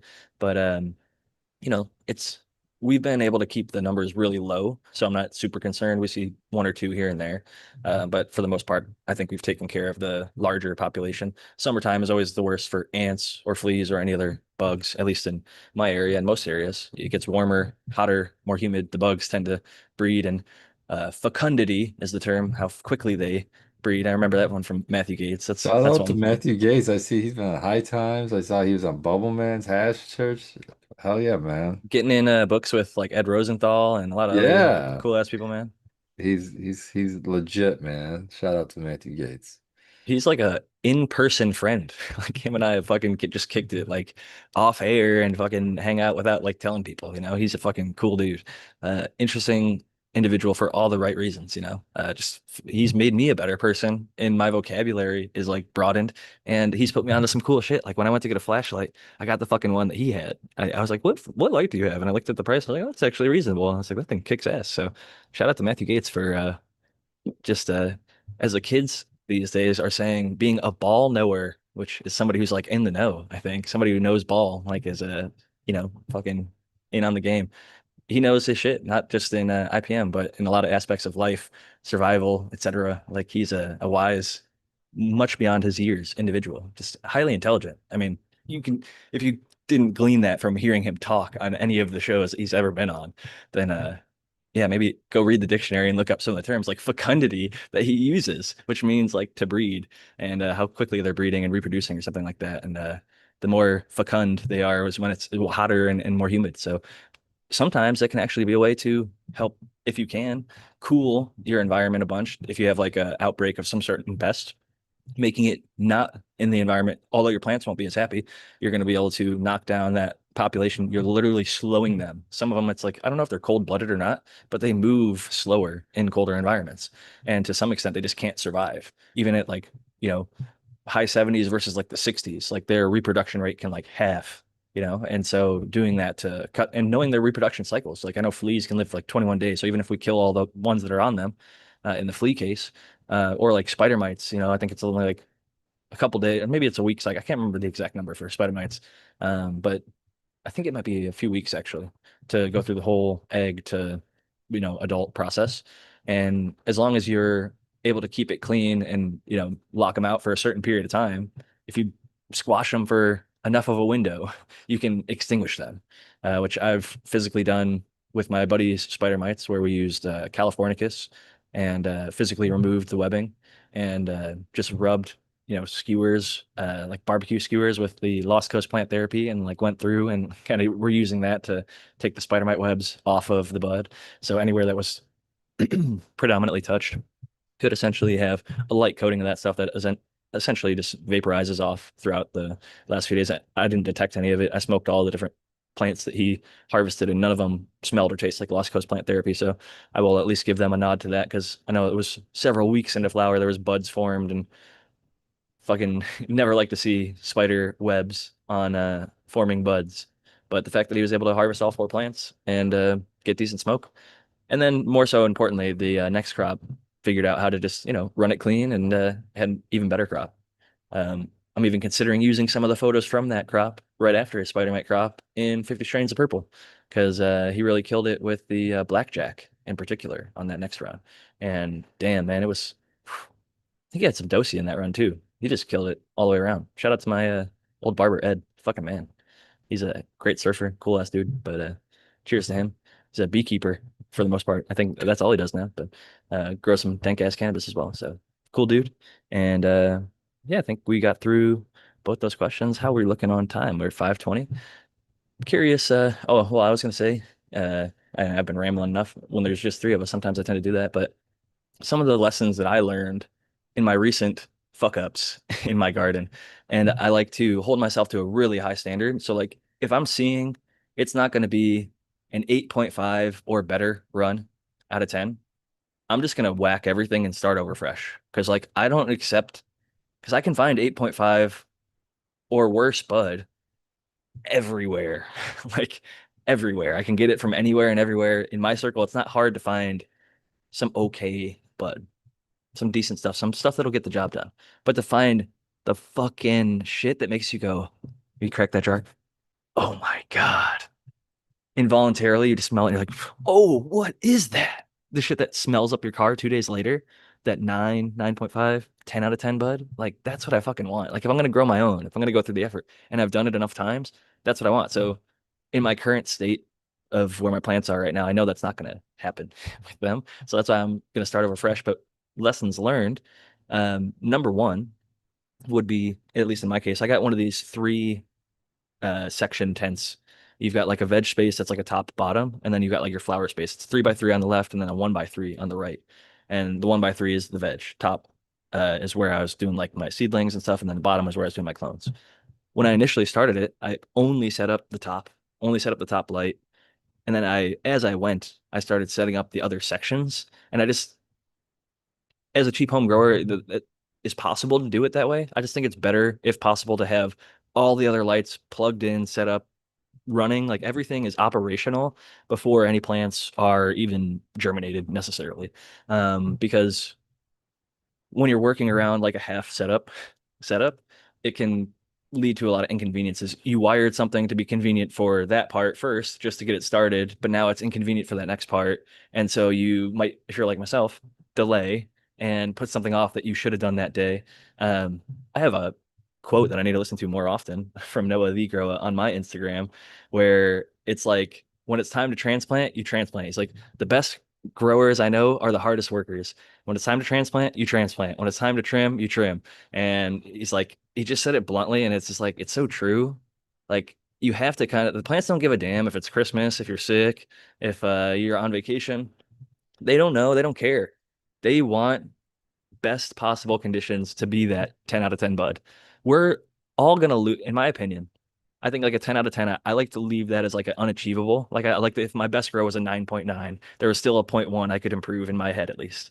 Like maybe there's a 10 out there, and I've given some people 10s on very rare occasions.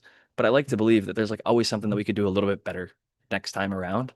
And so um I don't know, I think that it's worth striving for. And maybe if your circumstances are different and you can accept 8.5 or lower, and you're like, fuck it, this girl is going to be a 7, but I just need the medicine for my family, I'm a caregiver, like they need it. You can't afford to be that picky about it. Fuck it, a 7 is fine. A 7 is still 20% THC going into that RSO, and 20% or 25% or 30%, it's all going to make RSO. You're going to extract it, they're going to have RSO, they're going to be happier than if they didn't. So that's worth running it through. And I don't know, even in my own situation, like I don't want to buy or go to the dispensary, so I need to get my fucking shit together and start fresh, reset, have everything set up and ready to go, and then clean, whatever, soil amended, ready to rock. I don't have a whole lot of excuses at this point. Now I've got the time, the setup, and all the other things going. So without having the dedication to the Open Source Genetics Alliance for the summer, I'll dedicate more of my time and attention, especially because it's going to be mostly veg for these last hot month or two. Um, I can ideally have a good harvest this fall, and I'm going to hold myself to a high standard. Like I'm not going to, like I said, I don't want to just put out some bullshit. So I'm going to try and do my very best this run. And Noah and others have also said it's not that easy. People think it's just like riding a bike. You're just going to hop right back into growing. If you've moved or changed environments or whatever, sometimes it's a little bit harder than you might remember to hop back in and do this, because growing does take work and does take effort. So shout out to everybody out there who's doing it and doing it well, because I do know and remember that effort. And at times when you get busy with other parts of life and don't dedicate that effort, it shows. And I'm not going to let my grow be at that sort of substandard. I want to hold myself to the level I know I can achieve, and not some basic ass boof bullshit, for lack of a better term. And you know me, I look at stuff. I don't believe anything, so I don't believe some of the numbers that are coming out of some of these dispensaries. I hope they're not giving people stuff that's tainted. But if you're growing your own stuff, there's no Eagle 20. There's no bullshit on that. What is going in and what's coming out. You're gonna know that you're gonna have some good weed that you're gonna be able to smoke, like you said, and If your friends come over, you're going to be able to be proud of it because you grew it. It's a great feeling, and I hope everyone gets to experience that feeling of the pride that you have when it's a good run and people are like looking at you like, "Damn, that is such a great feeling." And I always love it. 15, 16 years in, it's the same as the very first time. So there's a lot that you can get. I believe it's the same. Like if you were making like $200,000 a year, but you're like doing some meaningless job that you don't like, versus you're making 100,000 a year, but you're making like really nice furniture that you can be proud of. I look at it the same way. You can be proud of growing cannabis if you do it good, and if you don't, you can learn from it. There's always a teachable moment for yourself, and it's so rewarding to me personally. Like I'll always do it. That's something I always felt that I could fall back on is like if I didn't do better than the last run, at least I can try and learn from it. In the most recent cases, and in at least one other case in the past two other times where I've had to just chop it and reset. Once my wife told me, and like another time I was like, man, I just need to call this. It didn't work out for one reason or another. It's tough, especially when you've dedicated time, effort, energy into it to fucking say, you know what, fuck it, I'm just gonna chop it all and reset. But sometimes I think that's the best thing to do. Yeah, and I think kind of more on Noah's point, I think when people are searching for the whole like meaning for their life, even, I think that's one of the meanings for most of like the basic human thing is we like to create, whether that be music or whatever. And for us, our thing is plants, right? And it happens to be cannabis plants, but and actually all of us, I think, it's not just cannabis plants. Cannabis plants is one of the plants, but it kind of bleeds into everything else. It's just another way for us to create, so why not take pride in it? There's no shame in taking pride in something and creating something for the world to enjoy. And even if it's just for yourself, I used to follow one of my favorite pages. I hope they're still out there. One Plant Closet Grow. I looked a little while ago. I don't think that it still is. It was literally exactly that. One plant in a closet with a light. It wasn't even in like a tent setup. It was like wooden floor, a drip tray with a catch tray, a plant in a fabric pot, and a light above it. And they grew this plant out and they went in there daily and gave updates. I think it was daily, maybe weekly, but they trained it and they just grew that plant as beautifully as they could. And I loved it. It was like, you know what? How fucking awesome is that? Like it's granted they posted it online, so like it was for the world, but really it was for them. It's like, and even in my case, I like to look at I get new phones all the time, not all the time, but like every couple of years, and then you lose a lot of your camera roll sometimes. I've stayed on Google for a long time, so like I have some stuff from like years and years ago when I switched over from iPhone to Android or whatever. But sometimes we lose these access to photos and maybe we just delete them or don't feel like paying for the storage or whatever the fuck the case might be. But in Instagram, the way I looked at it for a while was it was like a photo catalog. Like it was for me a grow diary. I used to use grow diaries, but it was a lot slower and clunkier. So I'd just post like, once a day or week or whatever and be like, here's my plants in week one, here's my plants in week two, here's my plants in week three. And then I didn't have to use the space on my phone. It was just on the internet being held and hosted by some server, which, as we've come to find, has its consequences.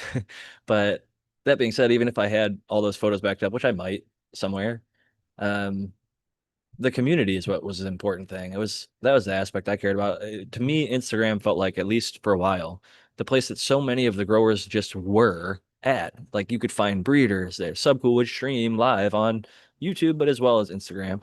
And he would just come on. It could be fucking 8 a.m. It could be noon. It could be 6 p.m. It could be 9 p.m. He would just pop on and I'd be like, oh, Subcool is live. Tap. Like if I didn't have anything else going on, fucking tap in, ask him questions, just hear him bullshit, hear him yell at people for asking the question that the other guy just asked.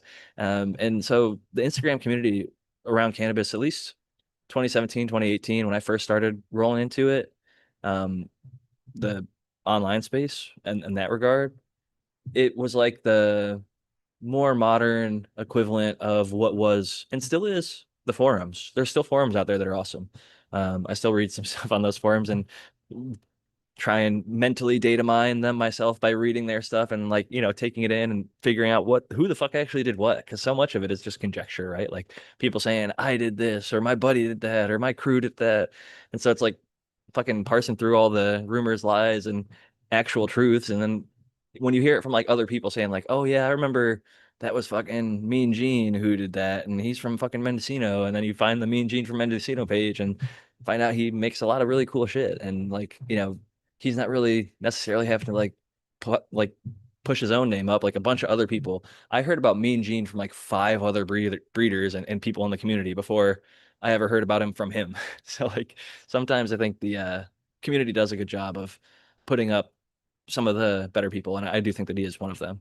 And Brandon's worked with some of his genetics, and I just think generally he's highly knowledgeable and just a cool fucking dude, like worthwhile follow if he's still posting. I think he is, but he posted some spicy memes for a while. I know he had a lot of stuff get deleted and maybe archive some posts so that he didn't get deleted or canceled or whatever the hell. But shout out to Mean Gene, and yeah.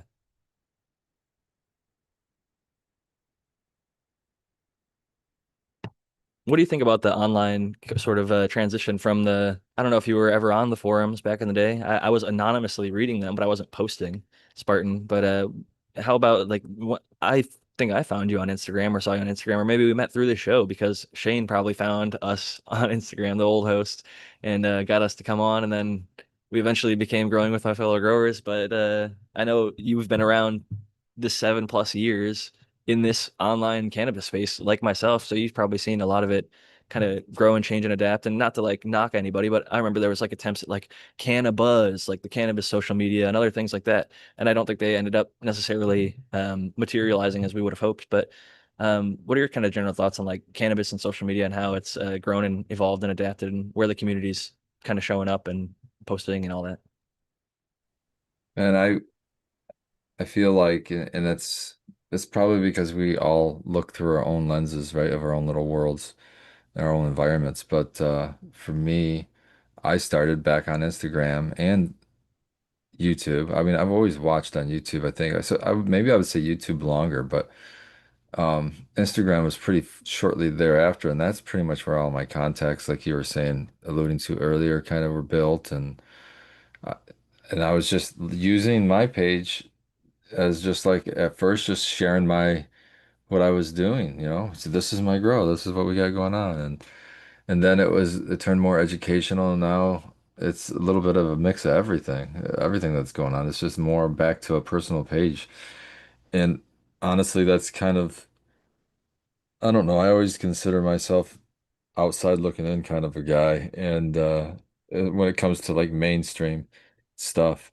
and for me, I was totally fine not worrying about logarithms and chasing followers and likes because I was just that was my approach. It was kind of an online diary for me of what was going on with me. And so and I did at a certain point even lose my page, got it banned or whatever for whatever reason, but I appealed it and got it back because I mean it's very obvious that I don't sell or do anything crazy. So, and it's mostly just educational because I just want everybody to be able to grow the plant because I've seen it with my own eyes heal people, you know, heal people with things that even modern medicine are struggling to heal. So it's like, how can you not scream it from the rooftops? And Instagram just happened to be that platform for me. And YouTube was a good platform for the videos, the video portion of it, you know. And for me, it's way easier for me to just sign in and everybody else like you, Jack, doing the heavy lifting and getting the stream up and getting and all that happy horse shit because I just wouldn't do that. That's just too much. You know what I mean? I have, like I said, there's priorities in my life and cannabis is pretty high on that list and I'm not going to move that out of the way to learn YouTube or whatever. So, um, for me, I still feel that way. Like I'm kind of using it old school as just a way to kind of share what I have going on, and I'm not trying to use it to like push a business or to launch myself into a way to like maybe support myself so I didn't have to work or something. That would be all fine and dandy, but I'm not, I'm never going to be able to read a script and say, "Oh, I love this fucking product I never tried." You know, some stupid shit like that because that's just not me. So I'm not really actively ever pursuing anything like that. So if it falls in my lap on a product that I actually can get behind, then that might be something to happen. But I'm not looking for Instagram to be that for me. I'm just kind of using it to share. And it's been awesome for me for that. And I don't know. I can't complain too much as I don't feel that much suppressed because I'm not actively trying to grow. I mean, I've been on Instagram for a long time and I have a good amount of followers, but it's like 13 or 15 or something. I don't remember what I'm at, but it's not any 100,000 followers by any means. And I'm not even close to that. I know Brandon's got a much larger page, and I think Matthew has a pretty large page, and I don't know how big Doc. I think those are definitely some of the bigger ones. Um, to me, it was exactly like what you were saying. It was more just like a grow diary, and then like I actually for a little while I was just like posting hashtags so that people could like find. For a while, I would type in like hashtag Blue Dream, and I'd want to see all the different Blue Dream posts. So I wanted to like make that part of the thing, but then I think they started going after like like I didn't want to like promote a business or anything. I just wanted to, you know, have my stuff accessible to anybody else who was curious like myself. Like I was growing this strain cross that strain, so sometimes I would like hashtag those parents even in like the post genetics, and then people would be like, oh, Blue Dream or whatever, and then it would have like blueberry and whatever. I don't know, it just for a while it was nice, like it was, they didn't ban all of our hashtags and like we could actually use them. And now when I type any of these strains, like you type in Blue Dream and it shows a bunch of fucking blue tropical drinks and beverages. There's not any strain, like there's not, it's so hard to like type like OG Kush, like it's just like this is a banned hashtag or like this hashtag is restricted or whatever. It's just like fuck. Like it used to be this really, now I think if you use Google and type in like a strain and whatever, it might pop up an Instagram post that somebody posted it, but it's not as efficient and convenient as it once was.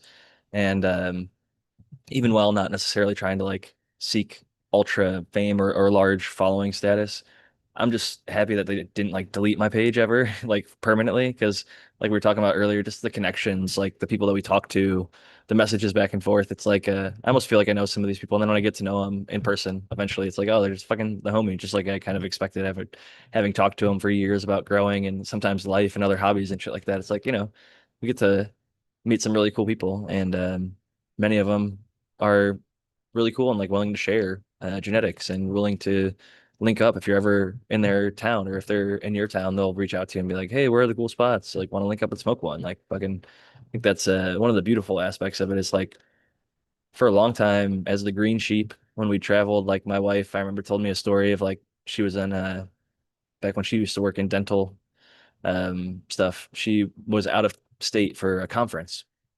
And while she was there, she just like kind of walked around a little bit and she like found a person that she knew would have access to cannabis and like just asked a couple people, but like, you can kind of like get the vibe and get like the look and like ask a few questions. And then inevitably she did find someone to get cannabis and buy it from and like was able to find some decent stuff.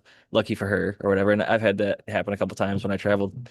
If you're not able to bring it with you, having to rely on the local resources can be a little bit of a almost fun old school challenge, like it brings you, at least if you're like myself, like flash you back to back when it was illegal almost. You had to like, if you didn't have a plug or if your plug was out of town or sick or dry for whatever reason, you had to like figure out a different way to find shit because you weren't going to go without it. And so, I don't know, it can be a little bit of an adventure, but less so the adventure is if you have a fucking cool person and you're like, oh, I know so and so is in Florida and I'm about to go to Florida, so I'll hit them up while I'm there because they're in Orlando and I'm going to Orlando or whatever. And so instead of having to like ask some random person in the parking lot or whoever, it might smell like it or look like they might use it, or just ask anybody until somebody says yes. Because you never know. I think cannabis is used by all types, and you'd be surprised.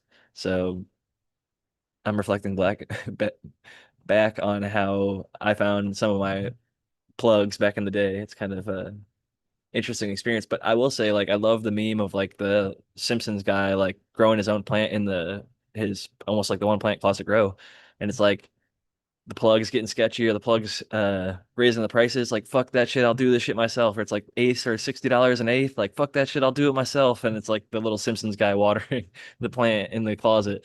And I'm like, hell yeah, man, cheap home grow. Like you can definitely grow it not only cheaper, but like Noah said, no pesticides, cleaner, better. And ultimately, I think like we talked a few weeks back about different breeders, and we had a breeder on recently who sounded like he has some really cool shit. So shout out to Boudica.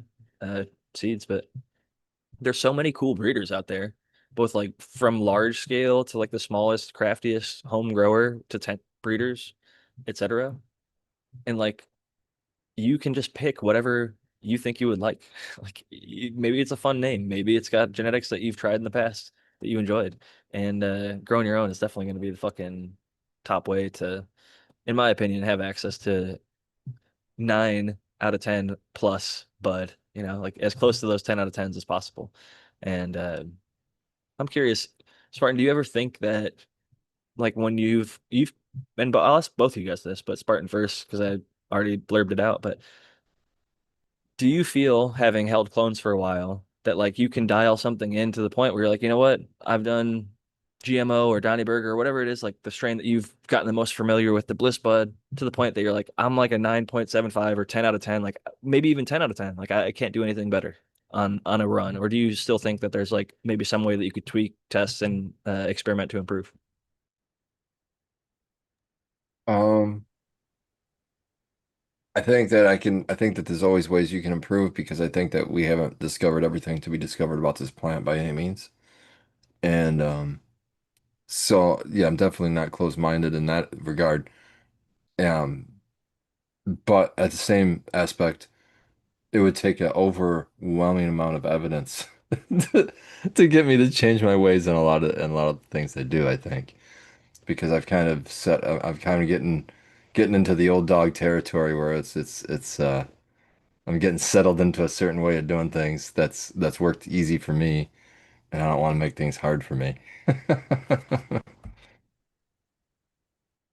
Do you feel like you're hitting 9 out of 10 or what you would consider like a 9 out of 10 or above pretty consistently using your process? Because it sounds like you're not necessarily open to change because you've dialed in to a point where I'd imagine it's usually 9 out of 10 or above. And I Well, remember your yeah, kids even said it's like dab weed. It's so much stronger. It almost feels like a concentrate. So you must be doing a lot right. And I suspect that is the case. yeah. I mean, I feel like I'm switching out my keepers far more often than what I was in the past. Like, there's so many more strains that are coming through my fingers anyway, that are just straight fucking bangers that it makes it really hard to pick or not pick on if I even want to keep it. It's like, damn, if I got to, because of course you want to keep everything, but you can't. So if you keep something, you got to get rid of something. So it's like, it's got to be really fucking good if I keep it. So, but when you grow it and it's really good, you're excited that it's really good, but then you're sad because you're like, then what the fuck do I get rid of? And so that's kind of the situation I've been in for the last couple of years. So it isn't really so much that I don't think that, I could run them to make them better. It's that I'm always running them against something new. And so I'm always like, what am I gonna get? Now, a lot of times I would say that a lot of times though, it's that something new is not doesn't measure up. Every once in a while, and it's being more often than not now, it is better than what. So I'm switching things out here and there. That leads me into something that we can talk about a little bit later. But I want to ask Noah about the kind of hitting that 9 out of 10 per run. Do you feel like you're at the point where you're dialed in to like 9 out of 10 or better each run? Um, and do you feel like have you hit like a 10? And when that happens, like, do you still think that there could potentially be stuff that you might not even know about that you could improve? It's funny. When the old former host brought me, I was just a young, cocky guy. Granted, I've been doing this for a long time, 8 years. But it was humbling because normally I'm the big grower, in our circle. Like all the growers that I know, they all, ask me questions in real life. But now I'm asking you guys stuff. I'm learning from you. So I was humbled very quickly. Um, but and to answer your question, yeah. So I back then, I mean, I can show you some pictures of some really big buds, some really good stuff that I was growing when I first came on the show in 2019. But 2020, whatever it was, I think it was 2019, but whatever it was, I have learned to constantly be humbled, and I'm going to just keep focusing on hitting marks because even now, sometimes I'll have little things that like my last harvest was super good, but it was just like for one light, I only got like 11 and a half ounces. And so it's like, it's kind of, you know what I mean? Kind of humbling. It's like, wow, I'm not really getting the watt per gram that I want, but the weed is good, which is all I really care about. But it was a little humbling. And so I'm constantly being humbled. And there's always something you can do. You know, there's always something you can do. So I would say that I'm pretty consistently getting eights all the time, and sometimes I'm hitting some nines, but I would reserve the tens for that holy grail, and hopefully my next grow.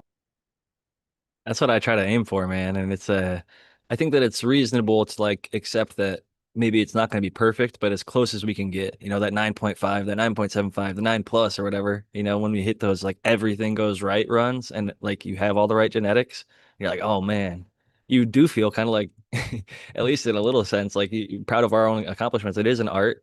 It's part art, part science. I'm fully convinced that the science is lagging and will lag for probably decades, sadly, because it's still, think about any other science. They're still learning shit about the shit that's fully legal. Like psychology, for example.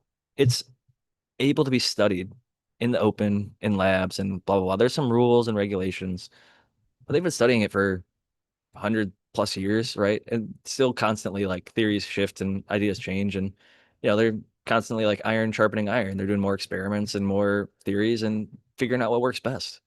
But they still haven't even figured it all out. And granted, that's like really difficult, like within the mind stuff to nail down. It's not like measuring a pole or something. Like it's not an exact hard science necessarily. But the beauty of relating it back to cannabis is I think personally is one of the most powerful mental health treatments out there.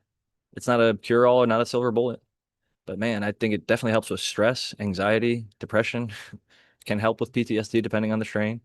And man, it's so potent for a number of different things. But with that, speaking back to what Spartan was just talking about, he's swapping through more flavors recently because I think personally the standard's gotten higher. Just like I went out and played paintball and got my ass kicked a little bit, like I probably would have been like 12-3 back when I played a decade ago. Now I was like 6-6 or something like that. And everybody, like across the board, the youngest to the oldest person, everybody's gotten better. Like their technique, like the best person 10 years ago would be like an average person today. It almost seems like so with growing, it almost comes to that same thing. Like I would hope we're all better, at least knowledge wise, than we were when we first came on the show. Execution wise, I'm proof that you can have all the knowledge and you might not put it all together because outside circumstances, like too busy in life, not dedicating enough time to the grow, not having a good enough focus. Like if my focus would have been just, you know what, I'm going to grow myself a really killer crop from the start. I got a little bit excited when I got access to some really cool genetics and wanted to share them. So I put the cart before the horse and didn't focus what I needed to focus on. But getting back to the point that I wrote out here that I wanted to ask you guys, which is how to choose that stable with this constantly improving genetic stable that is being offered out to the public. Like you can get everything from an old school GG4 to a Chem Dog to an OG Kush, potentially, depending on where you're at and what you have access to the brand newest and coolest, whatever strain is the hottest one right now, in seed or in clone. So like, how do we choose? I mentioned like 18 different just fruit variety, like flavors in cannabis, and like 2 or 3 strains for each one of them.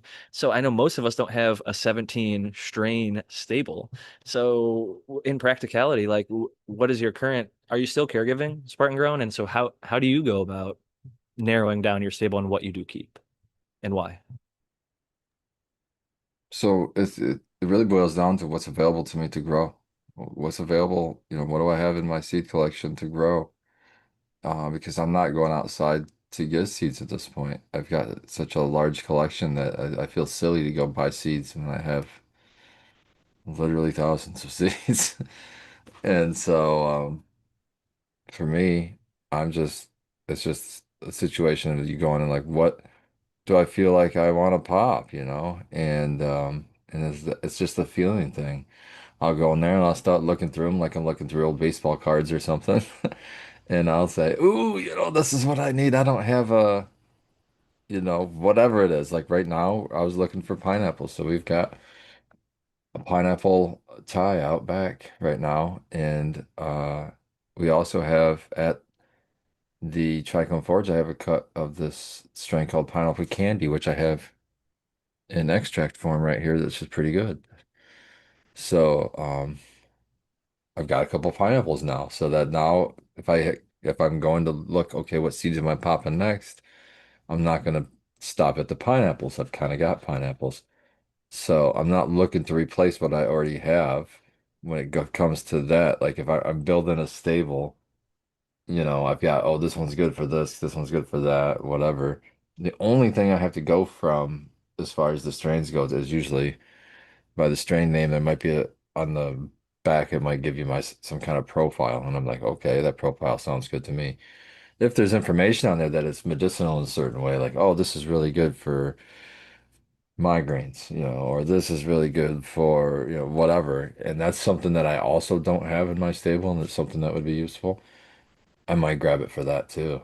And so there's all these different things that kind of play into it. And I am still caregiving, but I don't have any official caregiver. I don't have any official patients right now. All my patients are my family, so they just come out and get stuff. But but yeah, I would probably be open if it was somebody that was close enough to me that I didn't have to travel far to caregiver again if it made sense to. And I had a strain that would work for that because I'm not really going to try to. I don't have the space right now to take on more plants.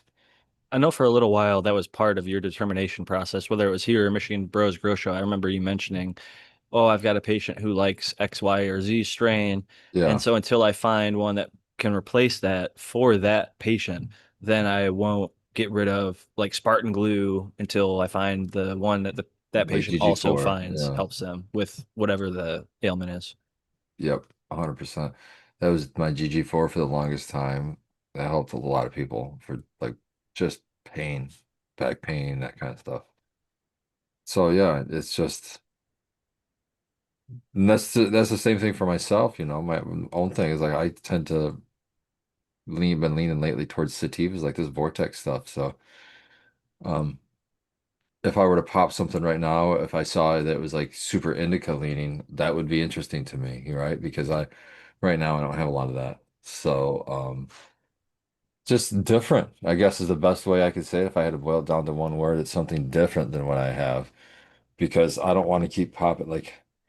I'm not one to say, oh, I love sour diesel, so I'm going to pop 473,000 sour diesel seeds till I get the most sourest diesel of the sourest Sour diesel is good enough for me, man.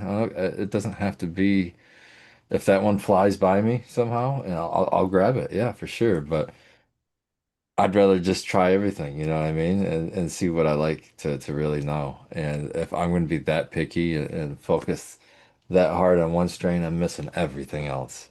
And that's not really my strategy. I'm with you on that. I think variety is the spice of life, like Breeder Steve, spice of life seeds. But I do think that sometimes, and this isn't a perfect reason to, I do like that you're open-minded and you're trying new stuff. I do also respect that guy who's like still just growing chem or OG or fucking whatever it is because they just love it and it's always been killer. And like sometimes it's easy for us to think that new thing is amazing because like it's new to our head. And then we get that like we're not strain tolerant to it, so we're all excited about it on that first run. And then like after like second run, third run, fourth run, you're like, maybe it's not actually all that killer. I'm gonna take on something new because like we're just cycling through the hype cycle. And sometimes the hype, like 8 out of 10 times or 9 out of 10 times, maybe it's not actually as good as what you're used to or wanting. But then that like 1 or 2 out of 10 times, you're like, oh man, this shit is really killer. And that's like the new staple in your garden, right? You're like, oh man, like not only is this like worth the hype, it's like, fuck, even better than the hype. And so when those do come across the table, it made it all worth trying out the new stuff. So I always love popping seeds just because like you do get something fresh each time. And for the most part, if you're pretty picky about your breeding or your breeder selection, you can find some really killer stuff. Like a lot of us have in our collections, or you can go to a place like Archive that's known for having really killer stuff. Like not every one's a banger. I think like Noah found several that weren't, but he's also got some like duct tape that are absolute bangers that are killing it for year after year after year. And speaking of Noah, how do you go about choosing that stable? I know duct tape has been a strong one in there. Is it based on others' feedback, or do you go based on your own head and then everybody else? Generally, like if you like something, then that is a good indicator that it's good and other people are going to like it too. 60-40, 60-40 what I like, 40% what other people like. It's got to work at my grow room. I don't know how many times I'll be with got a buddy of mine who, so a lot of my friends kind of just threw in the towel when it came to growing, but I do have a couple that still do, and they'll be telling me like, "Hey, you tried this one," and I'm like, "Oh man, like I don't even really, I did, and I cut it right away." And then another time, I'll be like, "Have you tried duct tape?" And they told me they cut it, and then I give them a cut up, and they're like, "Oh, it turned out better this time. I like it." So it could be run dependent. It could be just kind of like Spartan said, it could be you want really that sativa lean and stuff. A lot of people I know are big indica heads, so it just depends on what your flavor is. But when you get something that consistently works in your grow room, that's what you got to rock with, and it's hard to replace some of that stuff sometimes. Absolutely. And I feel like maybe I'm generalizing, obviously I am, but I feel like a lot of the modern folks I interact with in the cannabis space tend to gravitate towards or lean towards the indica or indica hybrid or like more sedating side of the cannabis. And like a lot of people generally enjoy that. They either enjoy like just that or both. And like a lot of people are like more just favoring that side. I feel like sativas, because of the difficulty of growing them and the long floweringness, sativa hybrids have kind of become the modern equivalent, and like that's as good as you're gonna get a lot of the time. Like true sativas aren't even grown anymore, man. Like the fucking guy shouts from the fucking back. Um, and he's probably right, but not that they're not grown anymore at all. Just it's much, much, much rarer, especially in the commercial environment. They're not going to be grown how they're supposed to be grown, and so they're not going to express how they are described to express. So that it's to the point, and they're not wrong, but like some people think that like the indica sativa paradigm is completely bullshit because they've smoked so much sativa that didn't give them an uplifting effect for so long that they're like, oh man, sativas don't even fucking work, man. It's like, well, when you're smoking 8 week sativa, that's supposed to be a 16-week sativa. And it's not even actually the sativa that it says it is because they got it from some fucking white label breeder in Amsterdam. And so it's probably an Afghan, not a fucking sativa at all. And so, like, what is the world even? You know, like when you're fucking going off these, like, that's the best reason to grow your own. Because even in the best circumstances, a lot of the time, the best growers, sadly, have had to resort to batching their shit out and having it white labeled under different brands. So some of the biggest best growers, and my wife works in the California industry very tightly and federal hemp market and all that. We've seen a lot of weed, and there's a lot of people growing a lot of good weed, and it's harder to find than the shitty, mediocre, and bad weed. But like sometimes the really good shit comes from some no name farm and gets bagged by your favorite brand. I'm not gonna, NDAs and shit like this. I get exposed who and what and all that, but like there are a lot of white labelers out there, and there's a lot of really like good farms that are just slaying it, killing it, doing their thing, and like they get their cut per pound and they're happy, and they send it off to whoever, and then they can relabel it and call it whatever. The strain often, almost always, gets the name changed, which that just kicks me in the shin as a medical back person, but. Yeah. On the more positive note, at least there's access and at least there's plenty of cannabis being grown and smoked. And it will encourage people to grow their own so they know that they're actually smoking on the Blue Dream, at least representation of seed that they can get or clone that they can get, or whatever it is. But with all that said, we got, we're not going to interrupt the Michigan Bros Grow Show anymore. I always think about that. It's just how long we've been doing this. Uh, but with that said, there's three of us, so it shouldn't take super long to wrap this up. I'll pass it over first to Spartan Grown for his final thoughts and shout outs before we close it down. Thank you, Jack. I want to shout out, of course, you guys first, and then the chat, the whole reason we're doing this. And special shout out to Anything Grow. She's out there watering the plants while I'm doing the show, so making sure that the plants are never wanting, which is fucking awesome. So thank you, Anything Grows, Emily. I love you so much, and thank you for having my back. I appreciate it. Much love, everybody. Keep growing. She's awesome, and cheers to her. And fuck off anybody who's giving her shit about chopping down the Hermie Velvet Punch. It wasn't close to done. Chill out, y'all. Like, goddamn, that whole discussion. I was like, dude, I warned that it had it, and I'm not even disappointed. Like, I'm the person who bred and gave the seed. And I'm not mad. Like, the other ones are fine. It happens. Like, this is part of the game. So you're muted as part, I think, but I think you're on mute.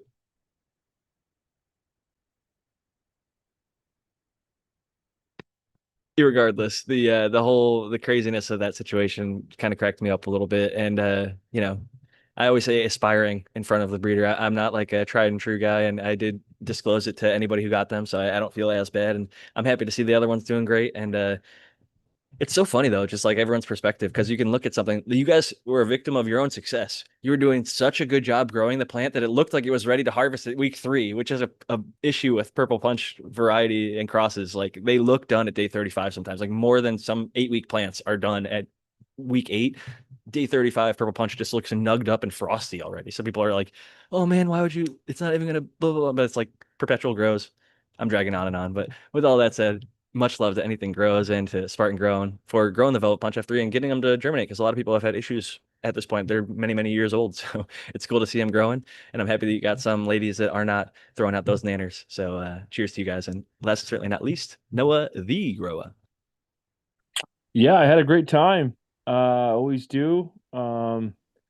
It it's a lot of fun growing, man. Anybody listening to this, if you're listening to our show, you're interested in growing, and you can do it, and we can help. I'm Noah the Grow on Instagram, and I'll see you guys next week. Great having you, Noah.